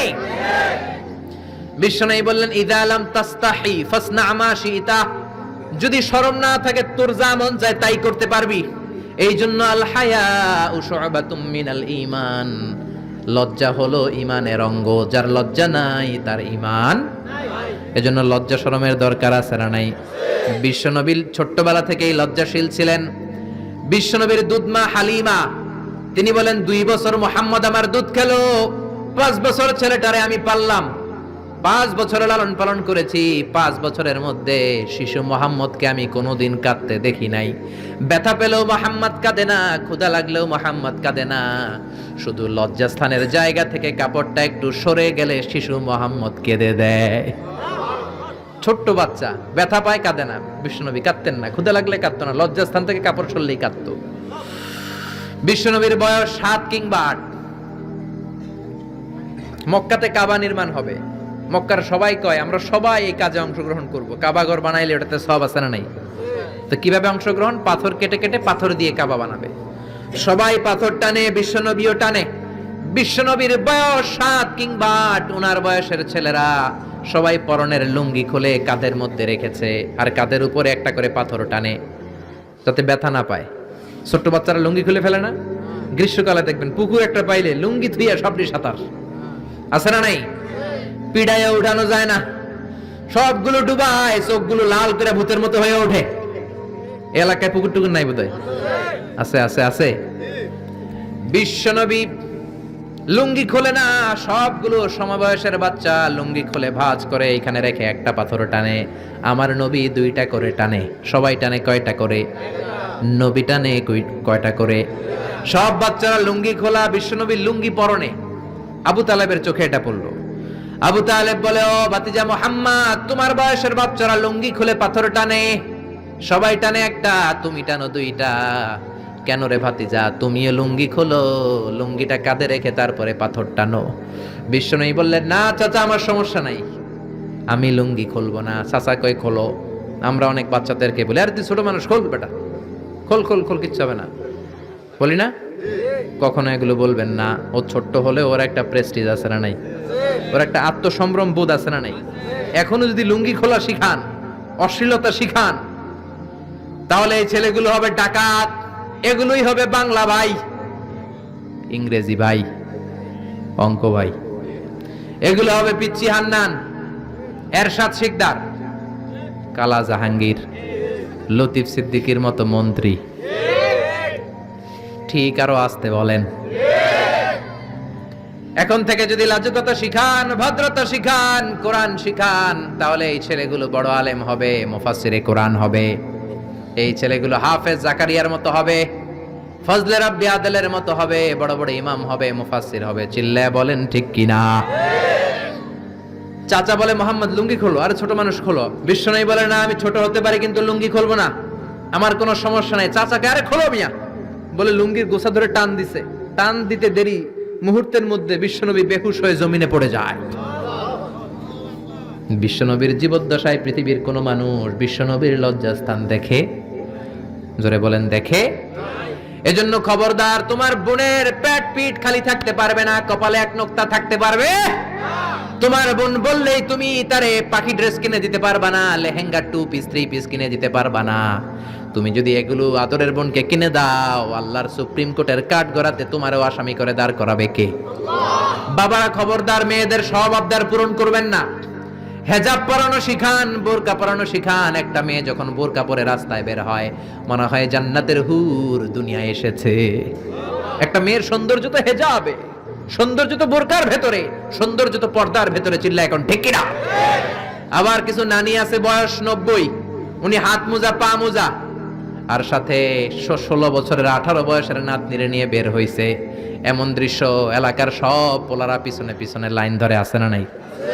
মায়ের বয়স 60, হাত মোজা পা মোজা। আপনি হাত মোজা পরছেন কেন? আপনি তো অল্প কাপড় পরে বেরোলেও কোনো সমস্যা নাই। আপনি তো এক্সপায়ার্ড, আপনার ডেট এক্সপায়ার্ড, ঠিক কিনা? আপনার দিকে তাকাবে না সুন্দরী, সুরুষী, অষ্টাদশী, মায়াবিনী, কাজল কালো চোখ, মেঘ কালো কেশ, আপনার ওই নাতনির দিকে লুলুপ দৃষ্টি দিয়ে বখাটেগুলো তাকাবে, ঠিক কিনা? এজন্য খবরদার, মেয়েদেরকে পর্দা শিখান, মেয়েদেরকে ভদ্রতা শিখান, মেয়েদেরকে ইসলাম শিখান। ফ্যামিলিটারে জান্নাত বানায় দিতে পারে কে? আল্লাহ। এজন্য বিশ্বনবী বললেন, ওয়াসদাকুহুম হায়াআন উসমান, সবচাইতে লজ্জাশীল সাহাবী ছিল কে? উসমান। মনে থাকবে নি? ওসমান নামটা সুন্দর না? ছেলে পেলে হইলে এগুলো রাখেন, রাখবেন তো? কি রাখবেন? কি অদ্ভুত অদ্ভুত নাম রাখে। এক লোক অনেকদিন পরে ভাতিজারে দেখতে আসছে বাসায়, ঢাকাতে, গ্রামের সবজি টবজি নিয়ে গেছে। তো ভাতিজারা বলে, ভাতিজা তোমার নাকি এক ছেলে এক মেয়ে? বলে, জি চাচা, দোয়া করবেন, এক ছেলে এক মেয়ে, একটু ডাকো তোমার ছেলে আর মেয়েরে। ভাতিজা ডাক দিছে, ব্রাশ ফায়ার। ব্রাশ ফায়ার শুই না, চাচা দিছে দৌড়। ভাতিজাও পিছন থেকে দৌড়ায়, চাচাও দৌড়ায়। ভাতিজা কয়, দাঁড়ান চাচা। চাচা কয়, আমার বয়স 80 হয়েছে রে ভাতিজা, আমারে তুই ব্রাশ ফায়ার করিস না। ভাতিজা কয়, চাচা এটা ওই ব্রাশ ফায়ার না, ছেলের নাম ব্রাশ, মেয়ের নাম ফায়ার। আছে না নাই? কিয়ামতের দিন আল্লাহ, ইউদআউনা ইয়াউমাল কিয়ামাতি বিআসমাইকুম ওয়া বিআসমাই আবাইকুম, কিয়ামতের দিন আল্লাহ তোমাদের নাম ধরে, তোমাদের বাবাদের নাম ধরে ডাকবে। ফাহসিনু আসমাআকুম, তোমাদের নামগুলো সুন্দর করে রেখো। সুবহানাল্লাহ। রাখবেন, ওসমান নামটা রাখবেন তো? ছেলে হইলে রাখবেন, রাখবেন। এরপরে বিশ্বনবী বলেছেন, ওয়াকদাহুম আলী, সবচেয়ে ভালো বিচারের রায় দিতে পারতো আমার মেয়ের জামাই আলী। বিচারের রায় হবে একটা কিতাব দিয়ে, কিতাবটার নাম কি? আপনাদের উচ্চ আদালত আর নিম্ন আদালত তো এই কিতাব দিয়ে রায় হয় না? হাইকোর্ট, সুপ্রিম কোর্টে এটা দিয়ে রায় হয় নাকি? এই কোরআনটা দিয়ে যদি সব বিচারের রায় হতো, কেউ মাজলুম হতো না। কোরআন দিয়ে রায় হলে ওই রায়ে কোনো স্কাইপি কেলেঙ্কারি থাকে? কোরআন দিয়ে রায় হলে ঘুষ খাওয়ার সুযোগ থাকে? কোরআন দিয়ে রায় হলে এক দলের কথা শুনে আরেক দলের উপর কোনো জুলুম করার সুযোগ থাকে? এজন্য রায় দিতে হবে কি দিয়ে? ومن لم يحكم بما أنزل الله فأولئك هم الكافرون سبحان الله আল্লাহ তিনবার বললেন কোরআন দিয়ে যে রায় দেয় না, বিচারের রায় যারা কোরআন দিয়ে ঘোষণা করে না, এক জায়গায় বললেন জালেম, এক জায়গায় কাফের, এক জায়গায় ফাসিক। এজন্য কোরআন দিয়ে বিচারের রায় হওয়ার দরকার আছে না নাই? কোরআনকে সংসদে পাঠানোর দরকার আছে না নাই? এমনি এমনি হেঁটে চলে যাবে কোরআন সংসদে, নাকি পাঠাইতে হবে? ভালো নেতা বানাইতে হবে।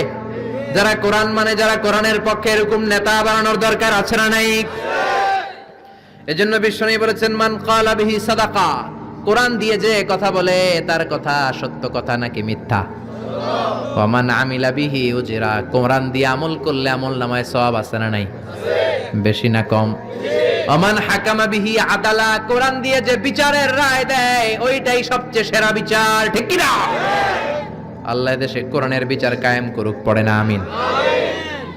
5 নম্বরে বিশ্বনবী বললেন ওয়া আকরাহুম উবাই ইবনে কাব, সাহাবীদের মধ্যে সবচাইতে সুন্দর তেলাওয়াত করতে পারতেন, তাসবিহদের সাথে সবচাইতে সুন্দর তেলাওয়াত করতে পারতেন উবাই ইবনে কাব। কি নাম? এগুলো জানেই না, জানতেও চায় না, খালি নাম মুখস্থ করে সালমান খান, শাহরুখ খান, অমুক খান, তমুক খান। পড়েন উবাই ইবনে কাব। উনি ছিলেন সবচেয়ে বড় কারি। বিশ্বনবী কিন্তু তারাবির সালাত এইভাবে পড়তেন না, কিয়ামুল লাইল করতেন। রাতের সালাত সবসময় 8 রাকাতের বেশি বিশ্বনবীর ছিল না। ওমরে ফারুকের সময় উনি এই উবাই ইবনে কাবের নেতৃত্বে মসজিদে নববীতে 20 রাকাত তারাবি চালু করে দিলেন। সুবহানাল্লাহ বাড়িতেছে? কার নেতৃত্বে? উবাই ইবনে কাবের নেতৃত্বে। আর বললেন নি'মাল বিদআতু হাযি, কত সুন্দর একটা বেদাত চালু করে দিলাম। উনাদের বেদাত চালু করার অথরিটি ছিল, কারণ তারাই ছিলেন দ্বীনের ধারক এবং বাহক। চিল্লা এখন ঠিক কি না? কেমন করে উনি কোরআন পড়তেন? বিশ্বনবী একদিন উবাইকে বললেন, ও উবাই, ইন্নাল্লাহা আমারানি আন আকরা আলাইকা ইয়া উবাই, আল্লাহ আমাকে আদেশ করেছেন যেন আমি নবী নিজে তোমার কাছে যে কোরআন শোনাই। কল্পনা করতে পারেন বিশ্বনবীর উপর কোরআন নাজিল হয়, আর বিশ্বনবীরে বলা হলো, আল্লাহ বিশ্বনবীরে বললেন ও নবী আপনি উবাইয়ের কাছে যে কোরআন শোনাবেন। এই কথা শুনে উবাই সহ্য করতে পারে নাই, চিৎকার দিয়ে বলেন নবী আসাম্মানি, আসলে কি আমার নামটা ধরে আল্লাহ বলছে যে আমার কাছে এসে কোরআন শোনাতে? বিশ্বনবী বললেন বালা, হ্যাঁ তোমার নামটাই আল্লাহ ধরে বলেছে। উবাই চিৎকার দিয়ে কেঁদে কেঁদে বললেন, ও নবী এই কোন কথা আপনি আমার শোনালেন? আপনার উপর কোরআন নাজিল হয় আর আপনি এসে আমার কাছে কোরআন শোনাবেন। এটা ছিল বিশ্বনবীর অভ্যাস। সাহাবীদের কাছে উনি কোরআন শোনাতেন, আবার সাহাবীর কাছ থেকে নিজে শুনতেন। এজন্য বাবা ছেলের কাছে শোনাবেন, বলেন ও ছেলে, ও আমার কলিজার টুকরা বাজান, দেখ তো আমি সূরা 3 তেলাওয়াত করি, আমারটা হয় কিনা। আবার ছেলেরে বলবেন, ও বাবা তুমি একটু সূরাতুদ দুহা তেলাওয়াত করে শোনাও। শান্তি আর কি লাগে? What do you mean by peace? What is the definition of peace? শান্তি কি? শান্তি হচ্ছে আপনিও কোরআন পড়বেন, ছেলেও পড়বে, বিবিও পড়বে, এটাই শান্তি, ঠিক কি না? বাবা ছেলেরে কোরআন শোনাবেন, ছেলে বাবারে কোরআন শোনাবা, স্বামী স্ত্রীরে শোনাবেন, স্ত্রী স্বামীরে শোনাবেন, শাশুড়ি বৌমারে শোনাবেন, বৌমা শাশুড়িরে শোনাবেন, তাহলে আর ঝগড়া হবে না, ঠিক কি না? বাবা যদি বলে 3 জন মিলে সূরা ইয়াসিন মুখস্থ শুরু করলেন, 2 দিন পর পর খোঁজ নেন, ও ছেলে, ওরে বাবা তোর কয় আয়াত মুখস্থ হইছে? আমার হইছে 20 আয়াত। ছেলে বলে বাবা তোমার মাত্র 20 আয়াত, আমি তো মুখস্থ করে ফেলছি 30 আয়াত। ছেলেদের মেধা, বাচ্চাদের ব্রেন শার্প হয়, ঠিক কি না? বিবি বলবে আমি রান্নার কারণে বেশি করতে পারি না, আমি করছি 7 আয়াত। আহা, এরকম ফ্যামিলি আমরা চাই কি চাই না? ফ্যামিলিটা যদি এরকম হয় আর কি লাগে, ঠিক কি না? এজন্য আকরাহুম লি উবাই, সাহাবীদের মধ্যে সবচাইতে চমৎকার কণ্ঠে কোরআন তেলাওয়াত করত উবাই ইবনে কাব। এইজন্য বেশি বেশি কোরআন তেলাওয়াতের দরকার আছে না নাই? একটা অক্ষর তেলাওয়াত করলে 10টা নেকি দিবে কে? 10টা করে নেকি। একটা করে আয়াত তেলাওয়াত করবেন, জান্নাতে আপনার বিল্ডিং কে 1 তলা লম্বা করে দিবে কে? পৃথিবীর কোন গ্রন্থের ব্যাপারে এরকম ঘোষণা আছে নাকি? শ্রীমদ ভগবত গীতা তেলাওয়াত করলে 1 অক্ষরে কয় নেকি? ওম নমো ভগবতী বাসুদেবায়। কয়টা সওয়াব হইছে? ওম শান্তি বললে কয় সওয়াব? কিন্তু বিসমিল্লাহির রহমানির রহিম বললে আমল নামায় সওয়াব আছে না নাই? পড়বেন প্রতিদিন আমাদের সকাল শুরু হবে কোরআন দিয়ে, জোরে কোন ঠিক কিনা? 6 নম্বরে বিশ্বনবী বললেন ওয়া আ'লামুহুম বিল হালালি ওয়াল হারামি মুআয ইবনে জাবাল। সাহাবীদের মধ্যে হালাল হারামের ব্যাপারে সবচাইতে স্পেশালিস্ট সাহাবী ছিল মুআয ইবনে জাবাল। আমরা এখন হালাল হারাম বাছি না, হালাল হারাম সব খাই। সুদ খাই, ঘুষ খাই, যৌতুক খাই, রাস্তার রডও খাই, মসজিদের টিন খাই, ত্রাণের গম খাই, ঠিক কিনা? আছে না নাই? সব খাই। এত ক্ষুধা, রড খাইয়া ফেলায়, সিমেন্টের বস্তা খাইয়া ফেলায়, ইটাও খাইয়া ফেলায়। কেমনে হজম করে আল্লাহই জানে। রাস্তার ইটা নাই, ত্রাণের মালামাল নাই, সব খাইয়া ফেলাইছে। আছে না নাই? আল্লাহ বলেন সবটা খাইস না, হালালটা খাইস। কোনটা খাইবেন? ইয়া আইয়ুহান নাসু কুলু মিম্মা ফিল আরদি হালালান তাইয়্যিবা। হারামটা খাওয়া যাবে না, হালালটা খাও। হালালে বরকত দিয়েছে কে? আল্লাহ। হালালে বরকত, হারামে বরকত নাই। আওয়াজ করে উত্তর দেন, গরু খাওয়া হালাল না হারাম? কুকুর খাওয়া হালাল না হারাম? আমরা সবাই বেশি বেশি গরু খাই নাকি কুকুর খাই? কি পরিমাণে যে কসাইয়ের দোকানে জবাই হয়, আর কোরবানির ঈদের সময় জবাই আছে না নাই? বিয়ের অনুষ্ঠানে আছে না নাই? হাজার হাজার গরু জবাই করি, কোরবানির সময় জবাই করি। বাংলাদেশের গরু দিয়ে হয় না, ইন্ডিয়া থেকে আনি। এত গরু খাই, কিন্তু কুকুর একটাও খাই না। আর গাভী বছরে বাচ্চা দেয় কয়টা? কুত্তা দেয় কয়টা? 7টা, 8টা, 10টা। কোনো জন্ম নিয়ন্ত্রণ তো নাই, দেদারসে দিতেছে। তো গরু আমরা খাই, কুকুর খাই না। গরু বাচ্চা দেয় কম, কুকুর বাচ্চা দেয় বেশি। তারপরেও বাংলাদেশের 56,000 বর্গ মাইলের ভিতরে গরু বেশি না কুকুর বেশি? এত গরু খাইলেন, তারপরেও গরু বেশি। কারণ গরু হালাল, হালালে বরকত দিয়েছে কে? আল্লাহ। কুকুর হারাম, কোনো বরকত নাই। রাস্তাঘাটে হাইওয়েতে কুত্তা পরে মরে থাকে, হাইওয়েতে কোনোদিন গরু ময়রা ব্যাটকে রয়েছে দেখছেন? হালাল, খালি বরকত। আল্লাহু আকবার। এজন্য হালাল খাবেন, হালাল পড়বেন। ইউর ফুড শুড বি হালাল, ইউর ড্রিঙ্কস শুড বি হালাল, your dress up should be হালাল, ইউর এন্টারটেইনমেন্ট শুড বি হালাল। চিল্লা এখন ঠিক কিনা? সব আপনার হালাল হতে হবে, কারণ ইন্নাল্লাহা তাইয়্যিব লা ইয়াকবালু ইল্লা তাইয়্যিবা। আল্লাহ নিজে পবিত্র, পবিত্র ছাড়া কিছু আল্লাহ কবুল করে না। হালাল খাওয়ার পরে যে দেহটা আপনি বানালেন, ওই দেহটারে জাহান্নামে ঢুকাবে কে? হারাম দিয়ে আপনি যত দান খয়রাত করেন কবুল হবে? হারাম টাকা দিয়ে যাকাত দিলে কবুল হবে না, মাদ্রাসা বানালে কবুল হবে না। হারাম টাকা দিয়ে, ঘুষের টাকা দিয়ে অনেকে প্রতি বছর হজ করে হাজি টাইটেল লাগায়।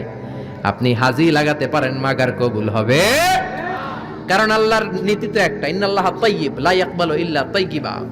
এক লোক কাবার চারপাশে ইয়া রব, ইয়া রব, বুখারীর বর্ণনা, অনেক লম্বা, আমি শর্ট করে বলছি। ইয়া রব বলে কাঁদে। সাহাবারা বলল, কত বড় আল্লাহর ওলি। বিশ্বনবী বললেন, ওরে ওলি বলো না, মাতআমুহু হারাম, ও যেটা খায় হারাম খায়। ওয়া মাশরাবুহু হারাম, যেটা পান করে হারাম করে। মালবাসুহু হারাম, ড্রেস আপ হারাম, গদিয়া বিল হারাম, সব হারাম। ফাআন্না ইস্তাজাবু লা, কেমন করে ওর দোয়া কবুল হবে? হারাম দিয়ে যদি আপনি দান করেন, মসজিদ মাদ্রাসা লঙ্গরখানা করেন, কবুল হবে না। আর হালাল থেকে প্রতিদিন যদি 1 পয়সাও দান করেন, এটাকে উহুদ পাহাড়ের সমান সওয়াব বানায়া দিবে কে? হালাল হারাম বেঁচে চলবেন তো, নাকি দেদারসে রড, বিল্ডিং, টাকা পয়সা সব খাইবেন? সরকারি চাকরি যারা করেন, বিনয়ের সাথে তাদেরকে বলি, আল্লাহরে ভয় পান। অল্প খাবেন, অল্প পড়বেন, বরকত দিবে কে? রিকশাওয়ালার সারা মাসে টাকা হয় 5,000 7,000, বাচ্চাও অনেক বেশি, ঠিক কিনা? 7টা 5টা বাচ্চা সারা মাস খাওয়ার পরে তারপর ওর 500-600 টাকা থাকে পকেটে। আর আপনি কোটি কোটি টাকা কামান, মাস শেষে আপনার ঋণ আর ঋণ। কারণ হালালে বরকত বেশি, হারামে বরকত নাই। কথা বুঝতে পেরেছেন? কথা বুঝতে পেরেছেন? কিয়ামতের দিন 5টা প্রশ্নের উত্তর না দিয়ে পা নাড়াতে পারবেন না। এর মধ্যে একটা হলো আনমালিহি মিন আইনা ইকতাসাবা। আপনি সম্পদ যে গড়েছেন, সম্পদের পাহাড় কোন রাস্তায় গড়েছেন? হালাল রাস্তায় উপার্জন করেছেন নাকি হারাম?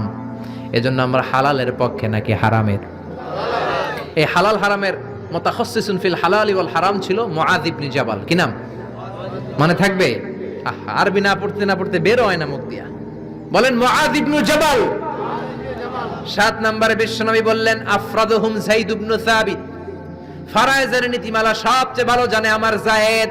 ফারায়েজ কি? পোলাপানরা এগুলো জানেই না। ফারায়েজ হচ্ছে আল্লাহর দেয়া উত্তরাধিকার বন্টনের নীতিমালা।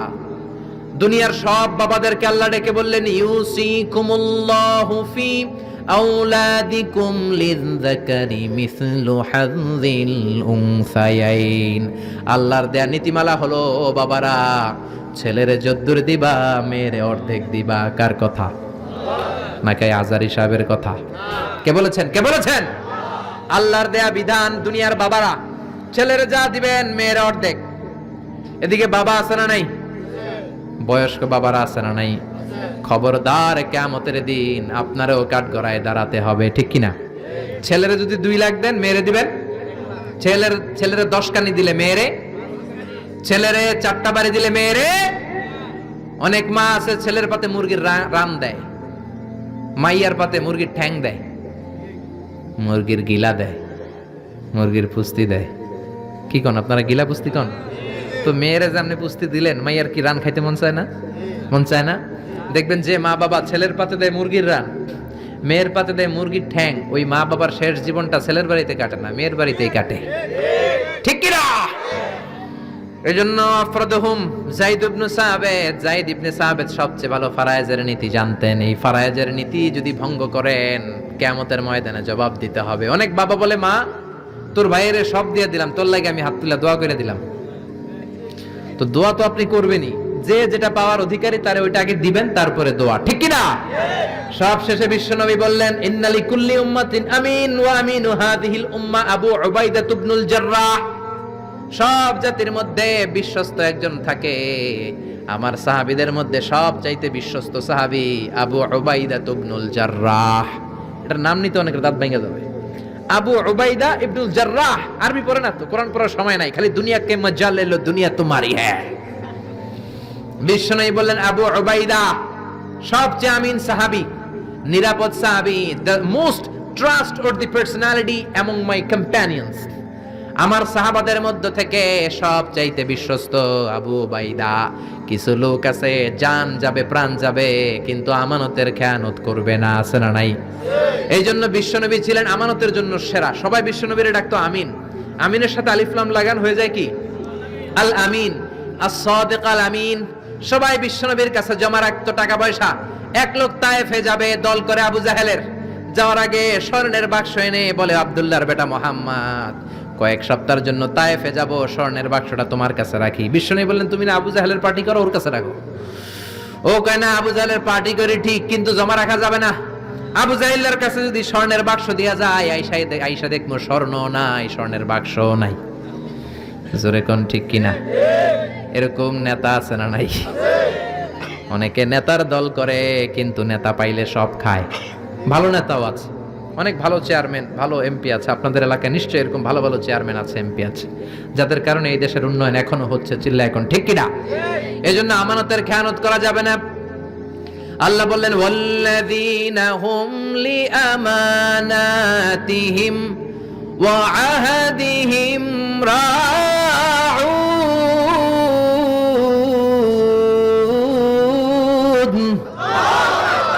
মুমিনের বৈশিষ্ট্য, প্রমিস দিলে প্রমিস ভাঙে না, আমানতের খেয়ানত করে।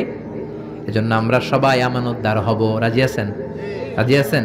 বিশ্বনবী বললেন, ইদা দুইয়াতিল আমানা ফান্তাজিরিস সাআ। যখন আমানতের খেয়ানত হবে, তখনই কিয়ামত হবে। সাহাবারা বললেন, আমানতের খেয়ানত কেমনে হয়? বিশ্বনবী বললেন, ইদা উসিদাল আমরু ইলা গায়রি আহলিহি ফান্তাজিরিস সাআ। যেই লোক যেই চেয়ারে বসার যোগ্য নয়, ওই লোক ওই চেয়ারে বসলে তখনই কিয়ামত হয়ে যাবে।